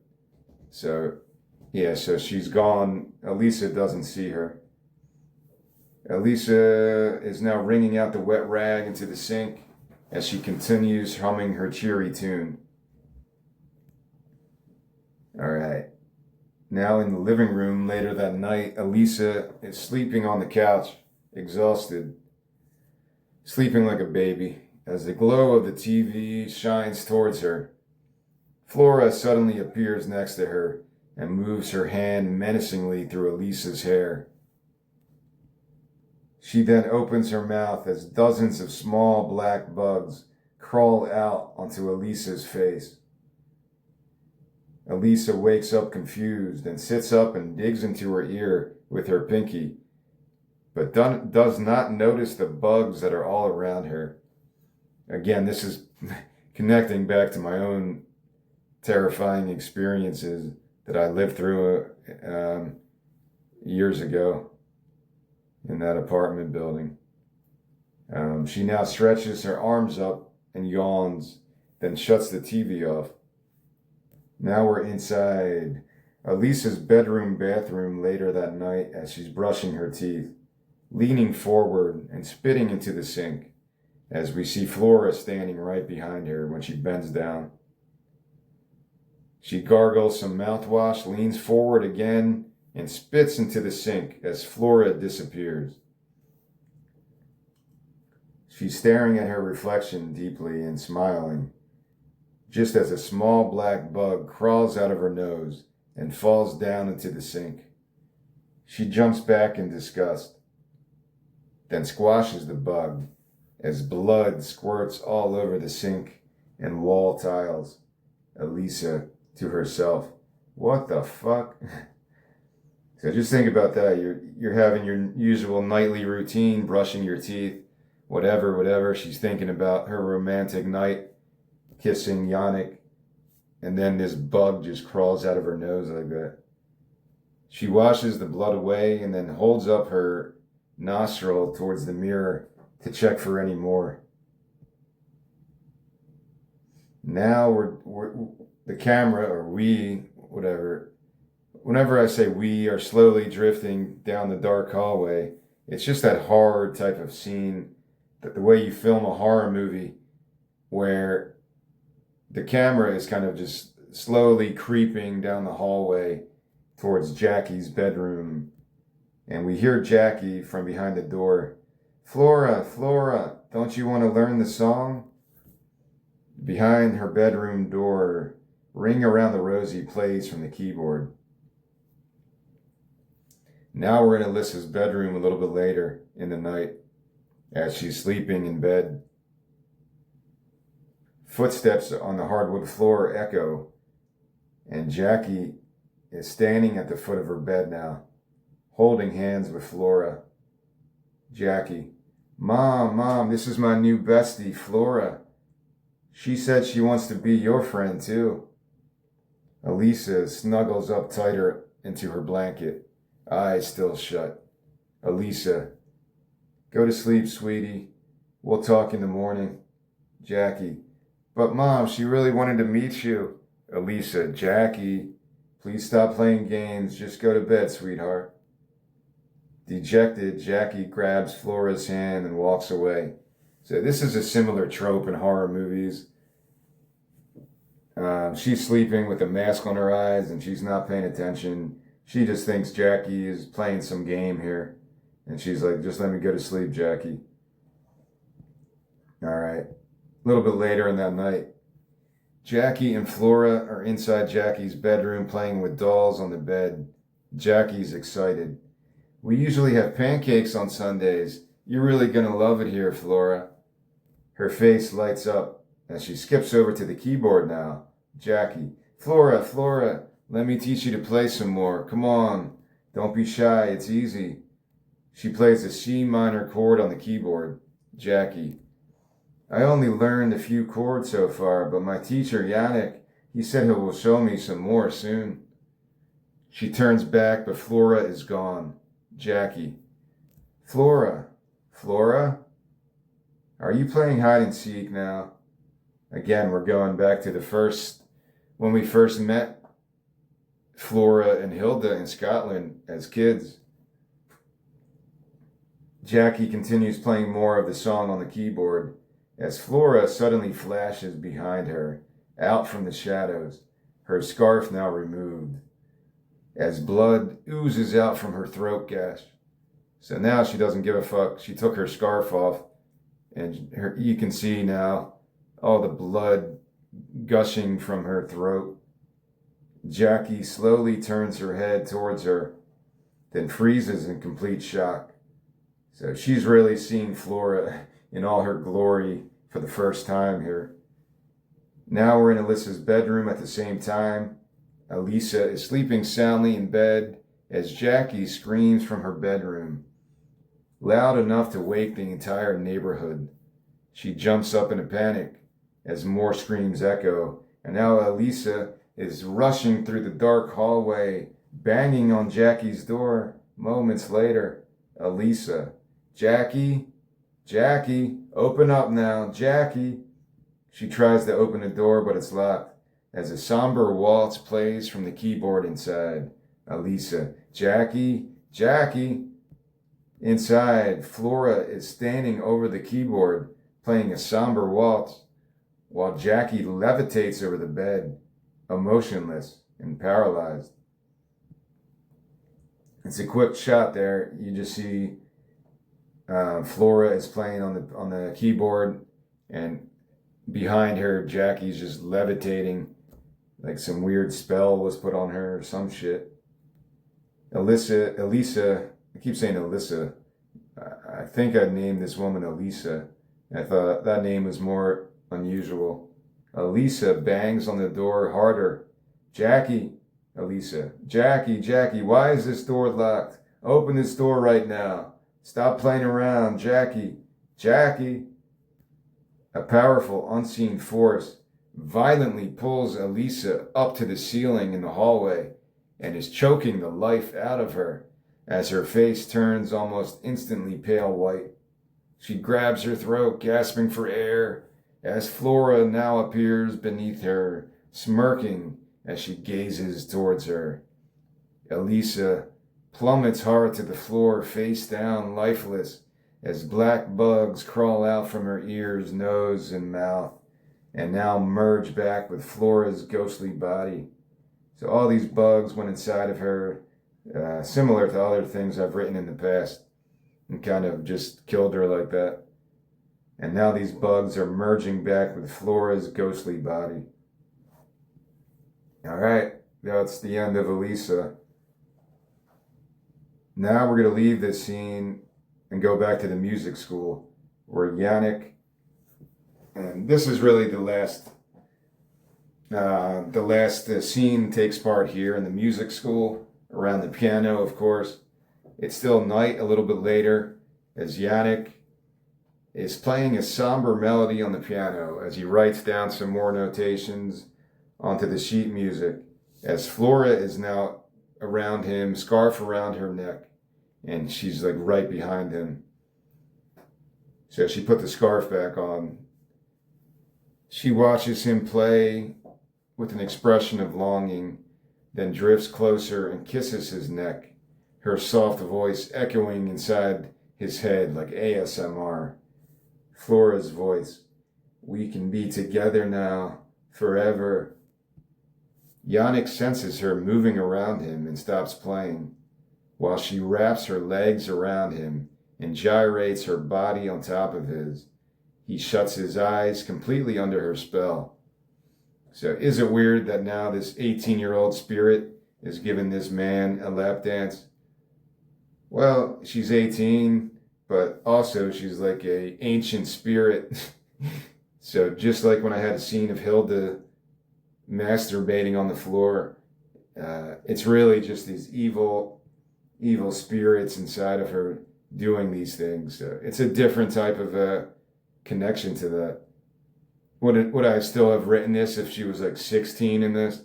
That would have been a little bit more disturbing, I guess. But she's 18 and she's gyrating, like giving him like a lap dance as he shuts his eyes and he's completely in this trance-like state. His phone buzzes from on top of the piano. He opens his eyes. So this phone buzzing now gets him out of his daze. He grabs the phone but clumsily fumbles it onto the floor, bends down to retrieve it, and finds the hidden compartment in the piano leg. So maybe he bends down and he accidentally hits it, and this hidden compartment comes out and of the piano leg. And he looks inside and he grabs Hilda's Wraith's Refrain sheet music that has been hidden in there for over 100 years now. Now, intrigued, he places the sheet music onto the piano and tries to read the old faded music notation. And eventually he ends up playing Hilda's Wraith's Refrain, very similar to the melody he played after he had that weird daydream in the orchestra auditorium. But now he's playing it using Hilda's notations. Remember, this is the notations that she wrote after becoming consumed by the spirit of the lake. And then that led to her killing Flora and killing her father. And then she went back and kept writing this music. That's why it's kind of like a cursed piece of music here. Now, Flora recognizes this melody instantly as her eyes are lighting up with fear. Not ashamed of her appearance anymore, she reveals herself to Yannick through the reflection of the piano, as she's going to attempt to stop him from playing any more of the song. Yannick stares in shock towards her and rises from the piano bench while she levitates towards him. He stands paralyzed as she kisses him gently, then falls over and crawls away from her in horror. So Yannick is seeing Flora for the first time. And, immediately just is just freaked out as she kisses him. But he's just freaking out at this point, trying to crawl away from her. And she pursues him, sobbing uncontrollably, kind of realizing now this could never happen. He's never going to fall in love with me. So even though she's an ancient spirit, still she remains that same type of innocence that she had, even though she was kind of a bitchy, vanity type of a character. Her spirit has been unable to find rest in years and years. So she finally thought she found love. Now she's realizing that, this is never going to be able to work out. So she's sobbing uncontrollably. Maybe these are tears of blood to make it even more creepy. Now behind her, Hilda's shadowy figure suddenly appears, wailing like a banshee. So Hilda's back. Hilda's back and she wants some fucking blood of her own. Flora stares at her identical twin sister, completely terrified after so many years apart, over a century. Hilda levitates and pulls Yannick towards her with the force of a super magnet, while hundreds of black bugs shoot from her mouth onto him. She places her hand on his chest, squeezes his heart, while Flora tries to save him by charging at her in a desperate rage.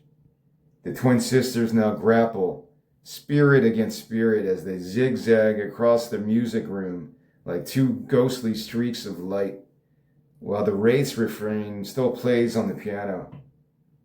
Flames now erupt all around them, just like they did around the lake in the first part of this story, as Hilda now pins Flora down, violently rips open her throat gash wider and wider, so she's ripping at her fucking cut throat, while Flora screams in her face with all her might, launching her to the ceiling, along with all these hundreds of black bugs. Hilda breathes fire onto these bugs as the flames engulf the entire building. Yannick is still in shock. He can't believe his eyes as he crawls towards the front door to try to escape as the fire rages all around him until the entire room is engulfed in flames. He watches the piano now catch fire as Hilda's Wraith's Refrain sheet music burns as well. So Hilda and Flora are now wrestling on the ceiling, but then they suddenly plummet hard to the ground. They stare into each other's eyes, both now free from their intertwined ancient curse, as the rest of the piano incinerates behind them. As the piano burns, as the piano notation burns, the curse that has inflicted these two twin sisters also burns away as well, and they become mortals again. Now they're down on the floor now, realizing all these years, the curse that inflicted them both, and is now gone. So they're kind of crying tears of joy as they embrace each other now. They're like hugging each other as the raging hellfire consumes their now human flesh. And the hundreds of black bugs around them disappear as well in the blaze. Through this inferno, a spirit drifts towards the front door. So a lot to take in there. Hilda returned because Yannick played the Wraith's Refrain. That was like summoning her out from the lake to get her vengeance or whatever on her sister again. Because she was probably trapped beneath this lake, whatever spirits were there. And her spirit, just like Flora, was never able to find a peaceful rest. So that's a pretty major scene. Of course, this is the last page of this screenplay. And as these two sisters are now on the ground, I don't know how you would show them. I think it's cool to show them as 8-year-olds because that's where we first met them. I thought about this. How would you present them? Are they in their 18-year-old appearance? Are they in their 8-year-old appearance? Are they as like these old, wretched, mortal women, kind of like these old hags, and now they're burning up? I think you paint them as 8-year-old children. So I didn't write that in the script, but that would be my recommendation.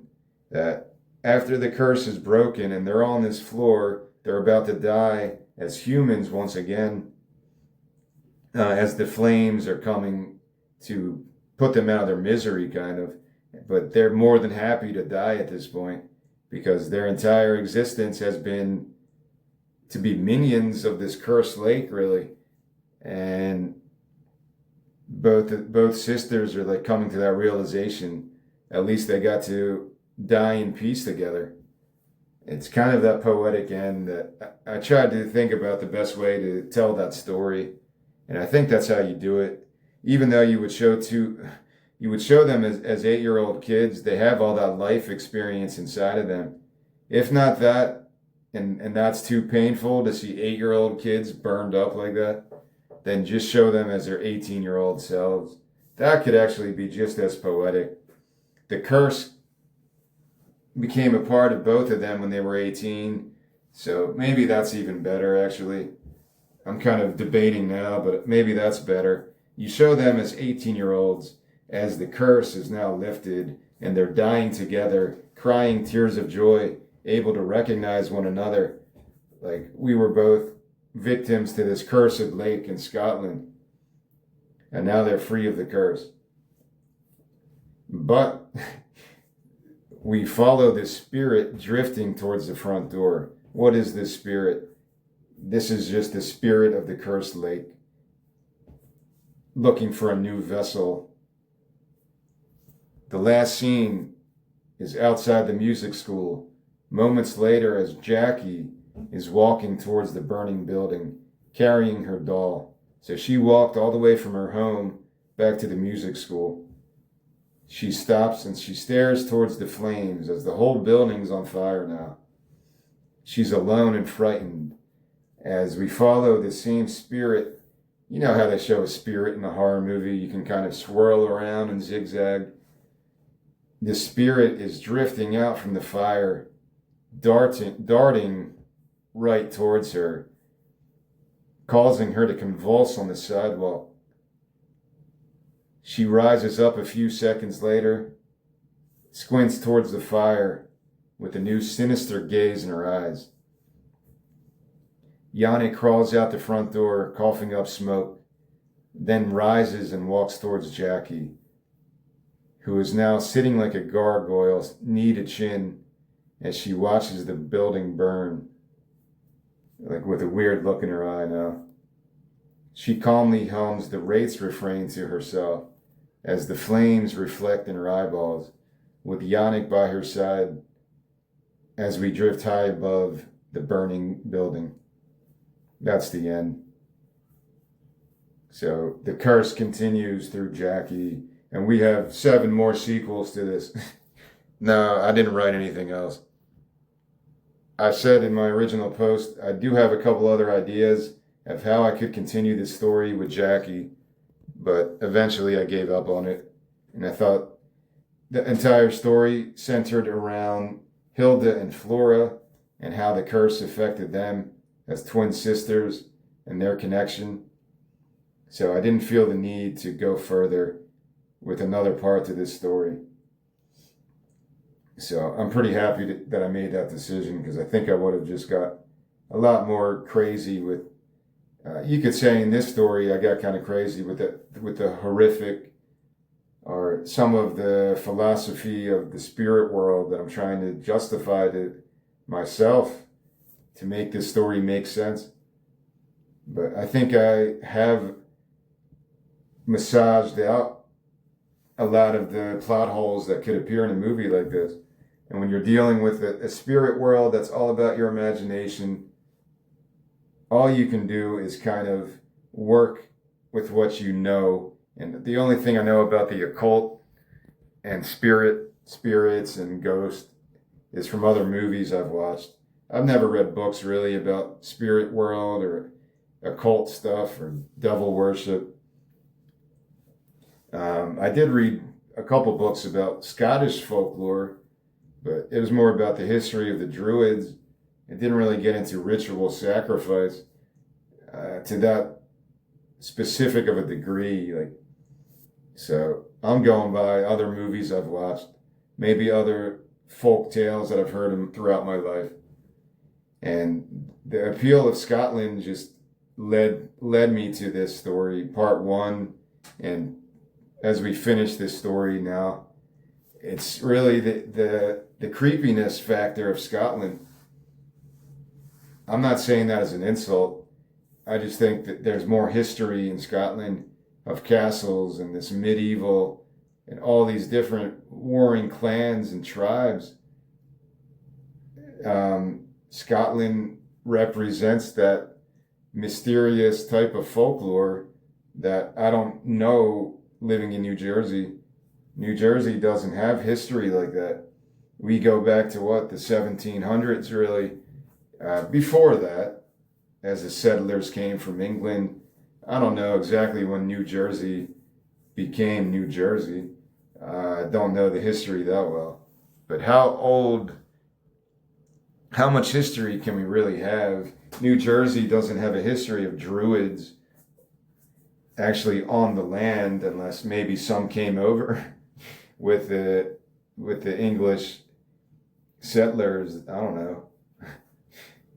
But it doesn't have that same type of a haunting that if I went to Scotland, lived in Scotland for a couple months or a year, and got to experience some of these areas that have some folklore elements or legends of ghosts and stuff like that, that might actually freak me out more, because it's a mysterious land to me. The only thing I know about England and Scotland is from movies and Game of Thrones and Merlin, a great series from a while ago called Merlin that was really good. Supposedly Merlin might have some druid undertones, because the wizardry in that aspect could connect to druids. I don't remember, it's been a while, if they might even mention druids in that show. It's a good show though. A lot of the characters and actors that were in Merlin actually show up in Game of Thrones. I forget the guy's name, but it's definitely worth checking out. It's very well done. Yeah, so that's what I mean. I couldn't have done this story without my connection to Scotland. So that's cool. And I said that's on my list. The first place I would go if I could travel and just go anywhere in the world right now, it would probably be Scotland, just to see how the story would evolve as I talk to real people and learn about more of the creepy shit of that folklore stuff. Um, I don't think I could go anywhere in America to get that same feeling. When I think of those really dark stories, I think of like the Black Forest of Germany, and I don't know if that's connected to Grimm's fairy tales, but that's kind of what I picture. Like, I don't know. Is there a connection between that? The Black Forest in Germany, right? Grimm's fairy tales and the Black Forest. Because almost every one of those fairy tales deals with like a wooded area, Little Red Riding Hood or Hansel and Gretel. And maybe it's like a warning to the children, don't go running away, children, or these churches are going to get you. Maybe that's a Freudian slip. These witches are going to get you, or this wolf is going to come eat you. So, yeah, I don't know where to experience that. The Black Forest in southwestern Germany is widely celebrated as the atmospheric, dark, and dense woodland inspiration for many Brother Grimm tales, such as Hansel and Gretel and Little Red Riding Hood. So, yeah, I guess I did hear that somewhere because that's what Google is telling me, and Google must be true. Can I experience that same type of creepy atmosphere in America? Sure. America's got plenty of ghost stories. The ghost stories of all the slaves that got completely victimized not too long ago. From even after that, the Jim Crow shit, man. People were still getting lynched in the 40s, 50s, and beyond. All those spirits must have some kind of a haunting. Or the Civil War, brother killing brother, and other shit like that. There's got to be ghosts, if you believe in that stuff, which I said I don't believe in. But also, you can convince yourself of these things that why do you get goosebumps around certain areas or certain people? Certain areas just have this creepy undertone to it. Whereas if people say they visit Williamsburg, I don't know. I guess there was a lot of battles or one large battle there, and maybe there's some ghostly undertones, atmosphere, vibrations that people feel. So I could go find it in parts of America. Haunted Williamsburg. It's actually a thing, like a tour group. Haunted Williamsburg. Candlelit ghost tours through the historic area featuring 18th century stories and other shit. Yeah, it happens everywhere, man. But I'm sure the UK has a different element. Parts of Scotland, parts of Europe, parts of the Middle East. Everyone kind of developed. Like, yeah, I would love to go to Israel and Jordan to check out that ancient temple that's like inside of some cliff edge, or it's like there's a temple in Jordan. There was an Indiana Jones when they were doing the Holy Grail, I think. Temple in Jordan that's like it's just like made in the middle of a yeah, I don't even know how to describe it. It's called Al Khazna, the Treasury, an ancient Nabatean temple carved into the sandstone cliffs in the city of Petra. Yeah, you'll know what I'm talking about when you Google that. It's one of the most fascinating things to look at, man. It doesn't look real. It looks like some alien shit, ancient alien stuff. It's just so cool to look at. It's one of the coolest things. That's probably why they put it in Indiana Jones, I guess. So you go to places like that and learn about the local folklore about it and all the different beliefs and shit like that. And does America really have that same quality? I don't think it does because we're such a young country. The people who live here might have that connection. The immigrants that came here from Europe, England, Scotland, Wales. I think the Welsh have even a deeper connection, right? The Welsh connection to Druids. Um, Welsh connection to Druids. Does that give me anything? I feel like in passing, I did hear that. It's too deeply rooted in history and mythology, the Welsh and the Druids, with the Isle of Anglesey serving as a major ancient city of Druidic power before the Romans invaded in 60 AD. So I did research this. That's why I set my story in 60 AD, I think. Druids were the intellectual elites of Celtic society. I don't say Celtic anymore. Why are they called the Celtics and not the Celtics? The Boston Celtics. I don't know. Can you say it either way, I guess? So there is a connection. Welsh language, medieval Welsh text, such as those found in the Book of Taliesin, keeps the memory of the seers alive. Like the Welsh flag is like a dragon, dude. The book I read, yeah, the Mabinogion, I'm saying it wrong, but I did read that book years ago when I wrote this story. It's about all these Welsh legends that it's not even Scottish, but it's connected. And it kind of talks about the Druidic beliefs in nature, rebirth, and transformation. And I can't really speak to it more than that because it's out of my brain right now. But yeah, I would love to go to Wales too. I'm always trying to escape to warm climates, and I know the UK is kind of rainy and miserable a lot. But the history is what draws me there. As a kid, learning about that shit, Robin Hood even, and it's all connected to English folklore. I got into Shakespeare in high school just a little tiny bit because we were reading Romeo and Juliet and Hamlet, and maybe that's all.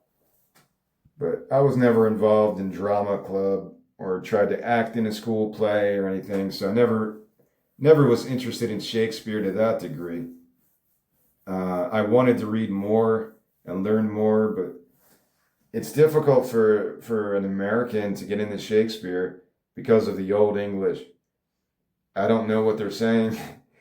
I watched Julius Caesar, the play, on YouTube years back because I wanted to. Maybe it would help my writing skills. Let me watch Julius Caesar. I like the story, and let me see how Shakespeare wrote about this. So instead of reading it, I watched the movie on YouTube, I think. And after watching it, I was like, what the fuck did I just listen to? I have no idea what these people are talking about. Yeah. You're just kind of trying to use context clues to based on what the actors are doing and the way they're speaking these lines, but listening to Shakespeare type of English is like learning a different language. I got a PJ Harvey, bought one of her poetry books called Orlam. PJ Harvey, her last album in 2023, I think that's what it was called. She created this entire universe, really. And it was called Orlam. Yeah, that was the book. And inside is all her poetry. It was like half of it was in the Old English style, and then the other half was kind of more modern language. and it was hard to get through it. It was a difficult book to get through because of that, what she called the Dorset dialect. Yeah, I'm looking at it at Google. It was primarily written in the Dorset dialect. So I don't know what part of England that's from, but it's from, yeah, her 2023 album, which was really, really amazing. I Inside the Old Year Dying. Just go watch her Tiny Desk concert because, yeah, she's legitimately like one of the best artists. And I became a pretty big fan. I still am, to the point where I had to buy this book and try to get inspired by her poetry because it's such a different experience when you go into it. Well, she called it the Dorset dialect. Yeah, it's very hard. I guess it's rural West Country England. What is the Dorset dialect? So, yeah, other people would probably know if you're from that area. What is the Dorset dialect? So, yeah, I would recommend that book even if you're not comfortable with that. The Dorset dialect is a traditional West Country, Old West Saxon rooted English spoken in Dorset. It's an actual town or city, I guess. It's a rural cadence often associated with farming.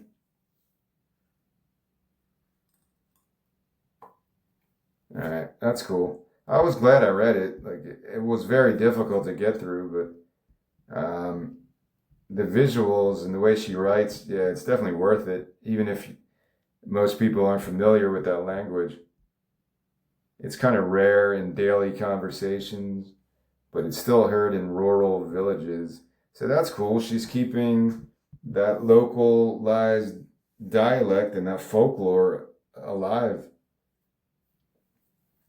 It's kind of like the Welsh language. I guess I'm just really speaking about the UK in this part now. I watched The Crown, and I did enjoy that show. I'm not gonna lie. The Crown was a great show. The acting is just phenomenal, man.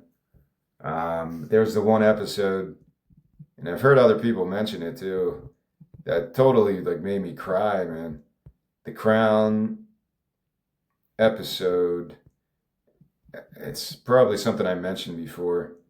The Crown episode about the Welsh mine explosion or disaster. The Welsh mine disaster.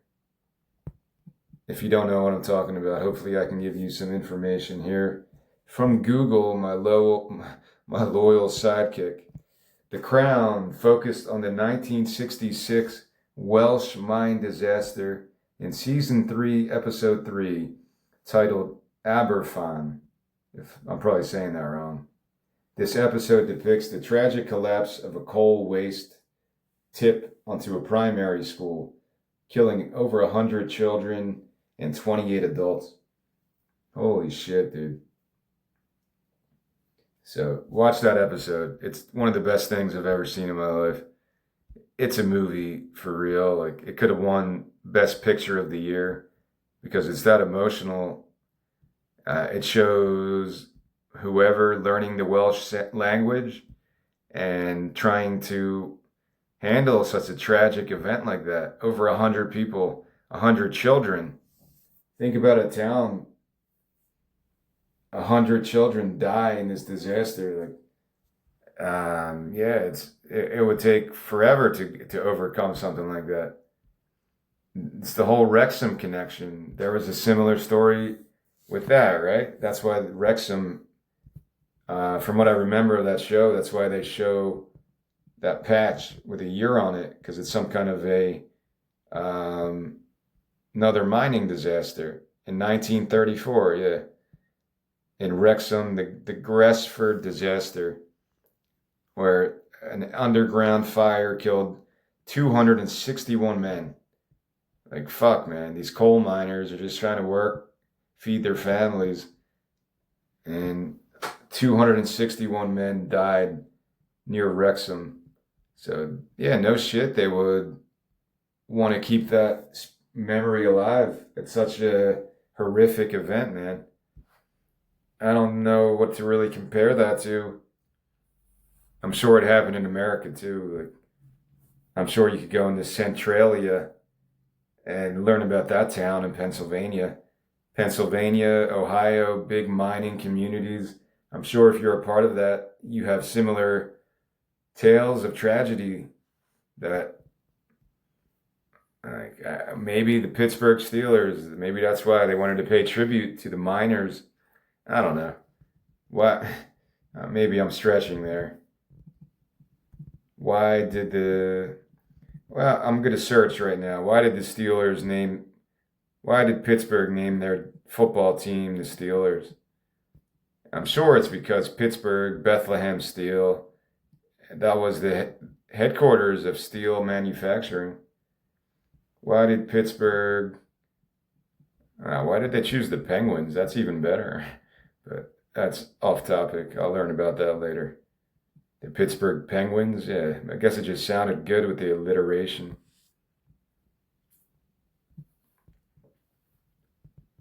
Yeah. So the Steelers actually were the Pirates, but they changed the name to the Steelers in 1940 to honor the city's identity and reliance on the steel industry, although that's kind of been gone for a while now. Original name was the Pittsburgh Pirates. I didn't know that. Art Rooney. That's kind of interesting. There was also like a connection to the Eagles and the Steelers, the Steagles, like when they were combining teams during the 80s or something. Yeah. So I'm sure you could think of mining disasters in America too, but why did I bring this up? Speaking of old English folklore and the English heritage, and maybe I don't get that in my life as a New Jersey resident. We're a much younger country. I think we're at this is the 250th birthday of the United States. We're celebrating our 250th birthday this July 4th. And we don't have castle remains, castle ruins, and all these old tales of medieval knights in this country. If you're Scottish ancestry and you're living in America, then you probably have that, and you have that to a more clear depiction of that type of a folklore in your head. Maybe as a kid you were read stories about King Arthur and the Green Knight or some story like that. There's some really crazy stories that are even darker than some of the grim fairy tales. English folklore gets really dark, man. That's why Game of Thrones was so good, in my opinion. Yeah, it had the sex, it had great dialogue and acting, it had all this great battle scenes and dragons, fucking dragons, man. You put dragons in any show and people will watch it. But it's really the folklore that got me. That Red Witch, I was so in love with that woman. Whoever played the Red Witch, she was my favorite character. The Red Witch in Game of Thrones, if you know who I'm talking about. Yeah, I wish they just made a spin-off on her character. The Red Witch, Melisandre. Yeah, she was badass lady. Known as the Red Woman, the Red Priestess from SI, who served Stannis Baratheon. Yeah, it's nerdy to get into this shit. I'm sure people play the video game, Game of Thrones, and there's like probably board games like Dungeons and Dragons. I never got into that stuff. But when you're watching an epic show like Game of Thrones with all these amazing actors, and yeah, she was really good in it. I don't know what else she was in. What's her real name? Do they give her real name? I don't know. Yeah, I'm just looking at like Game of Thrones fan sites. maybe Wikipedia. Yeah, it's pretty weird. I can't even find what her real name was. Whatever. When you get so entrenched in a universe like Game of Thrones, it's impossible. Whether you're reading the books or watching the show, and I never read the books. Her name is Carice Van Houten or Houten, best known for her iconic portrayal as Melisandre in the global phenomenon Game of Thrones.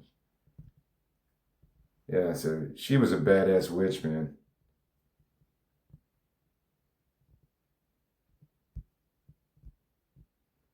One of Europe's most celebrated actors, Dutch-born Carice.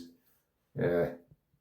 So maybe I was thinking when I'm writing characters, like even the Hilda and Flora characters that are kind of badass, witchy ladies, maybe I'm thinking of characters like this that kind of stayed in my subconscious. Um, yeah, she's really good.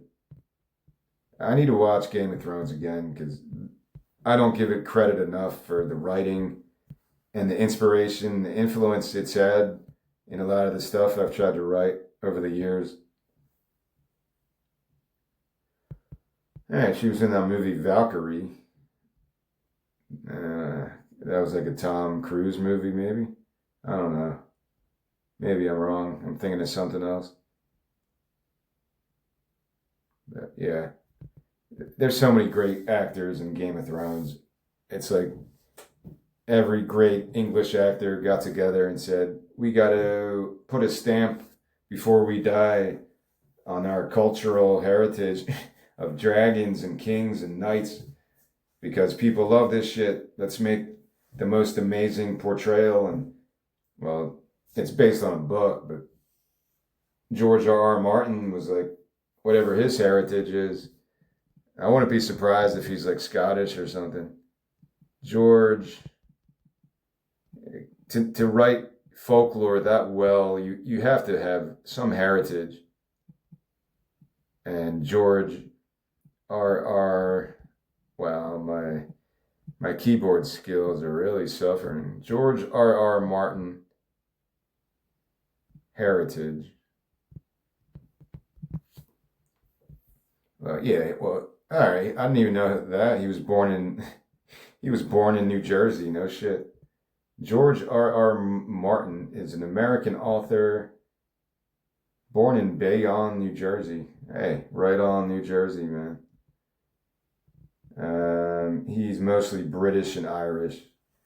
22% Ashkenazi Jewish and 15% other Northwestern European.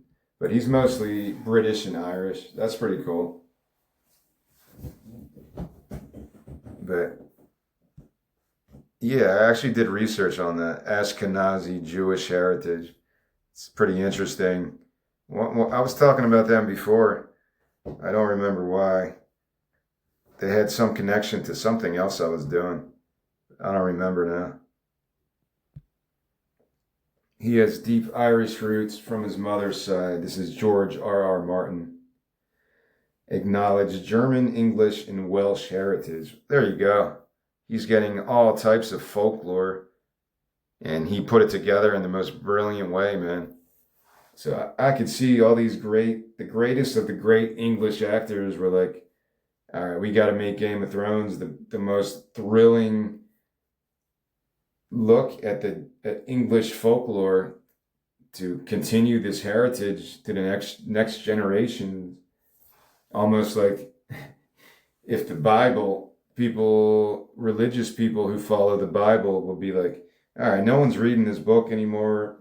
We're going to have to make movies or some kind of a series like Game of Thrones based on biblical dogma or whatever to spice things up. It's the truth, though. It really is. That show American Gods spoke to that fact that it talked about people coming to America and the birth of American gods and American mythology, American mysticism, through all the fucked up shit that people went through. There's scenes in American Gods that I remember about that. Who gets to write these history books? There's some connections to that within American Gods. I thought it was a brilliant show, and it kind of just sucked at the end. But the first maybe 2 seasons were really good, and it went into that. It went into how the religions of the old times, like that episode they had about Easter, and how the pagan foundations of Easter. There's a episode of American Gods that deals with that, and how people are losing their faith in these ancient ways, and the gods are not going to be happy about this. As the new gods of technology are now the ones being promoted and globally accepted as the new path, and those old gods are going by the wayside, like they're almost similar to redundant workers being aged out and getting replaced by machines, or they're just viewed as redundancies. These old religions kind of could feature a similar fate, that people no longer want to be a part of that shit. You could look at me as a case for that. I grew up Catholic, kind of entrenched in that, some of the pagan undertones of that shit. I never knew what the word pagan meant until way later in life. But then you realize some of the foundations of my religious upbringing as a Catholic, Roman Catholic, had its ties in paganism. And it's a big realization you make in life, that your religion isn't actually that different than other practices around the world. There's similarities to Islam, Judaism, and more neo-pagan stuff, even back to the Druids. Because, of course, all these civilizations were clashing back then, and some of the knowledge had to seep through to different individuals, or different cultures evolve, and they learn from other people. It's not a bad thing. I'm not trying to paint it like that. That's a good thing in general. But when you make this realization, it kind of opens up other doorways, that you don't have to view religion today as a 44-year-old man like I did when I was a 5-year-old kid. Of course, you don't view politics the same. You don't view anything the same. Athletics, the way you watched baseball when you were 10 years old in this innocent American point of view. When you get older, you get more jaded and cynical. You go through more shit and life experience. You meet more people, experience different philosophy and different worldviews. And all that shit becomes a part of you. And I guess that's what I try to bring to a story like this. Let me try to wrap this up in some kind of a logical fashion. This is more of an easily accessible story to put to film. You don't need a lot of special effects in this. Maybe towards the end when the building's on fire, because that's a major scene to close this entire tale. You're bringing this curse to a close in terms of Hilda and Flora's relationship to the curse and to the wickedness of this cursed lake in Scotland. Both sisters were a part of this curse. Hilda kind of handled it differently. Flora handled it differently, but she was kind of forced to be honest. Like, Hilda was the one consumed by the lake, and then the next night, she kills her sister and kills her father. Would Flora have acted the same way? I don't know. But because they shared that connection together, it was almost like their spirits were aligned. Maybe there's a dualistic symbolism there. Like, Hilda was more of the darker side of the coin. Hilda was more of the human side, because she had her faults as well. but maybe she wouldn't have gone to the dark side completely. So yeah, you could have conversations like that. There's always room for different interpretations of stuff. Other people will read this and notice some other connection to the spirit world or folklore from another culture, and that's all good, man. I wish people would. I wish I had a collaborative conversation of people interested in these same elements like this, because this is as far as I can go with a story like this. Am I going to turn this into a novel? No, I just don't write like that. Maybe it's a patience thing. I don't want to spend 5 years writing a fucking novel because it's just not a part of my DNA to work like that. I want to create as many different things as I can. I want to dip my toes in everything and see what can become a successful story, that not just in terms of money, but yeah, also because I want to make money, but just to grab people's attention, because that's what, as a child, you love art because it opens up your eyes to something different. It opens up a spark inside your imagination. And that disappears over time when you're trying to survive in America, trying to make money, get a job, and survive through all the ups and downs. It gets less and less about, oh, how crazy imaginative life is. It becomes more cynical, like I always talk about. Um, I don't think I'm a cynical person, though. Even though I talk about it this much, I would never want to come off like that. Cynicism isn't a bad thing. Trusting people is sometimes a weakness. If you trust people too much, it can be a weakness. It's just a sad reality. There's people out there that want to manipulate shit and take advantage of vulnerable people. I've been through it. That's the reason I had my mental breakdown, really. I'm a stronger person now that I know I wouldn't have handled it the same way. I would have just kind of relied on my past experiences. But before 2020, I never went through anything like that.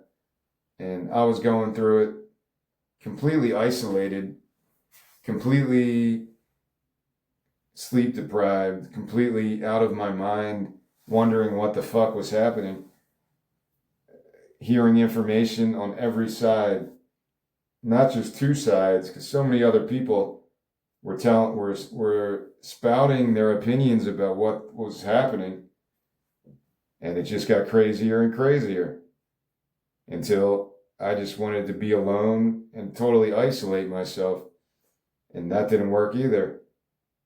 And yeah, so you just learn from experiences like that. And as you get older and you get closer to death, I think your philosophy on life gets remarkably different than your childhood perceptions. You can still notice the beauty and still be amazed by nature. Guaranteed, if I went to Mount Fuji or the Grand Canyon or other of the place in Jordan, the Petra, if I saw those places in person, I would feel like a 6-year-old kid. Like my childhood eyes were looking at these amazing natural monuments or man-made monuments. If I went to, I used to take road trips to the Blue Ridge Mountains maybe once a year, every couple of years. And the Blue Ridge Mountains, the Skyline Drive, and like West Virginia, and going through those areas, I felt like I was a kid. It was the most amazing experience for me.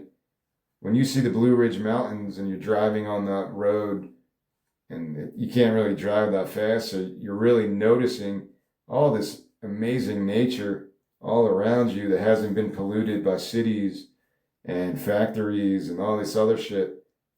It's just America unfiltered with no political undertones. It's just nature. The animals don't have political parties. and these stupid arguments about shit. They don't really try to manipulate one another.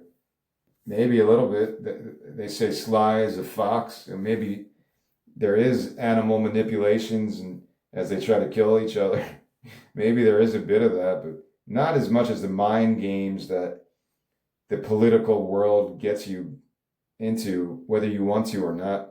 The mind games of politics and religion and just trying to exist and survive, because whoever said it, whatever Greek philosopher said, man's a political animal, and that's the truth. And I'm trying to get back to the more natural basis of things, which is why maybe I'm interested in this druidry and this type of a philosophy. But again, I'm 44. I never learned how to survive in the wilderness. I don't know how to do any of that shit. And if everything disappeared and people were forced to hunt and gather, yeah, like 99% of the population would be unable to survive if they didn't live how they live today. But I'm going to stop here, and hopefully this story connected to people for different reasons, whether you've experienced sibling rivalries, or you're a twin, or you've experienced other connections like that, whether you've had spiritual connections to the underworld, or people who have near-death experiences, whatever that feeling is like, where you kind of have this feeling that you're not yourself, something else is happening. I kind of went through that when I had my breakdown, and I was having all these weird thoughts. It would almost have a physical toll on my body as well. It was more mental, but it led me to almost do things to hurt myself. And well, yeah, it did. So I'm aware of the power of suggestion, whether it's from internal thoughts inside your head or somebody speaking to you. There is a power of suggestion in the memes you see on Twitter or Facebook. There's a power of suggestion from people saying things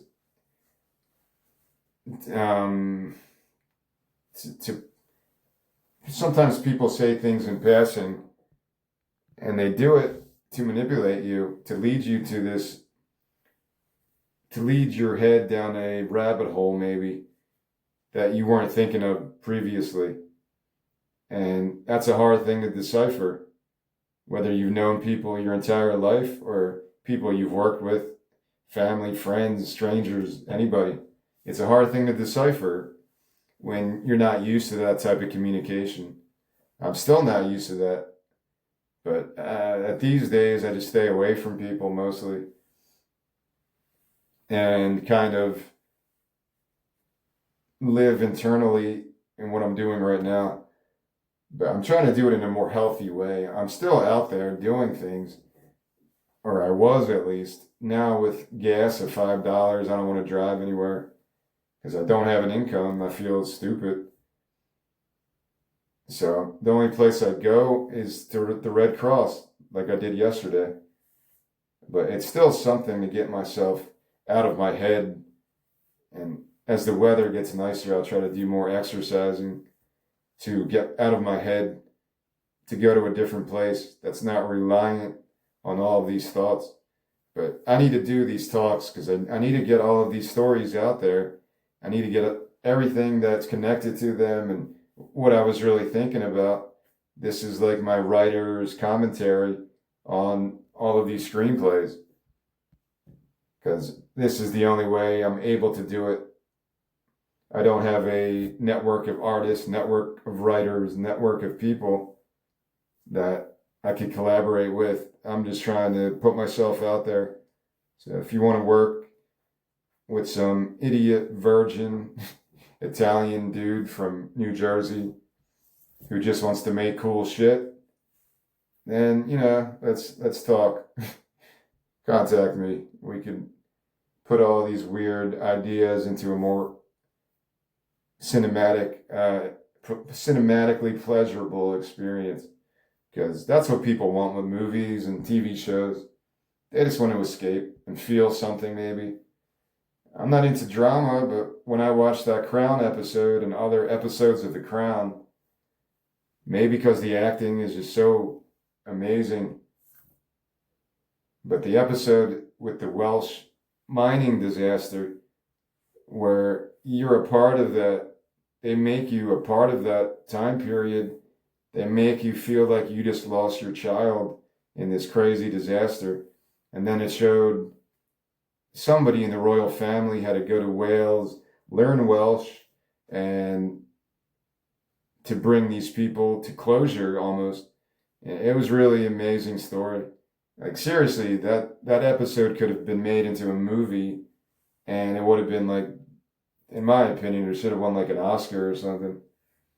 But yeah, when you can experience a work of art that can impact your emotions and give you a different perspective, put you in other people's shoes, make you realize that you were acting ignorantly or something you had previously done was wrong, or make you feel just stupid, make you laugh at yourself. Comedy, a good comedy is supposed to make you look at your own personality and some of the contradictions that you had in your personal life, whether through religion or political beliefs. That's what a good movie can do, or a good book, or a good album, good concept album. So that's all I'm trying to do. I'm just an idiot virgin from New Jersey who wants to make cool shit, and I guess I'll leave it there. But I'm very excited to go forward now. We're through the first 6 episodes of this series. You could look at it like side A, just like a record. There's a side A, side B, you got to go flip it over. So this is the ending of side A as we finish Hilda and Flora's story, and they're finally able to be at peace. Everything, the curses are off of them. So now we're headed to part 2 of this, the Madman's Daily Unequivocal Comedy. And episode 7 is one of my favorites. I'll speak to it more when I get to it. But it's a really enjoyable ride that has comedy. It has a really dark look at some social ills, and it's just meant to be the most absurd story of a chain-smoking marathon runner, and the connection to my own life at that time when I wrote this. So look forward to that. That's episode 7 when I come back and do this again. And yeah, I'm just grateful that I'm able to tell these stories in my own voice, in my own words.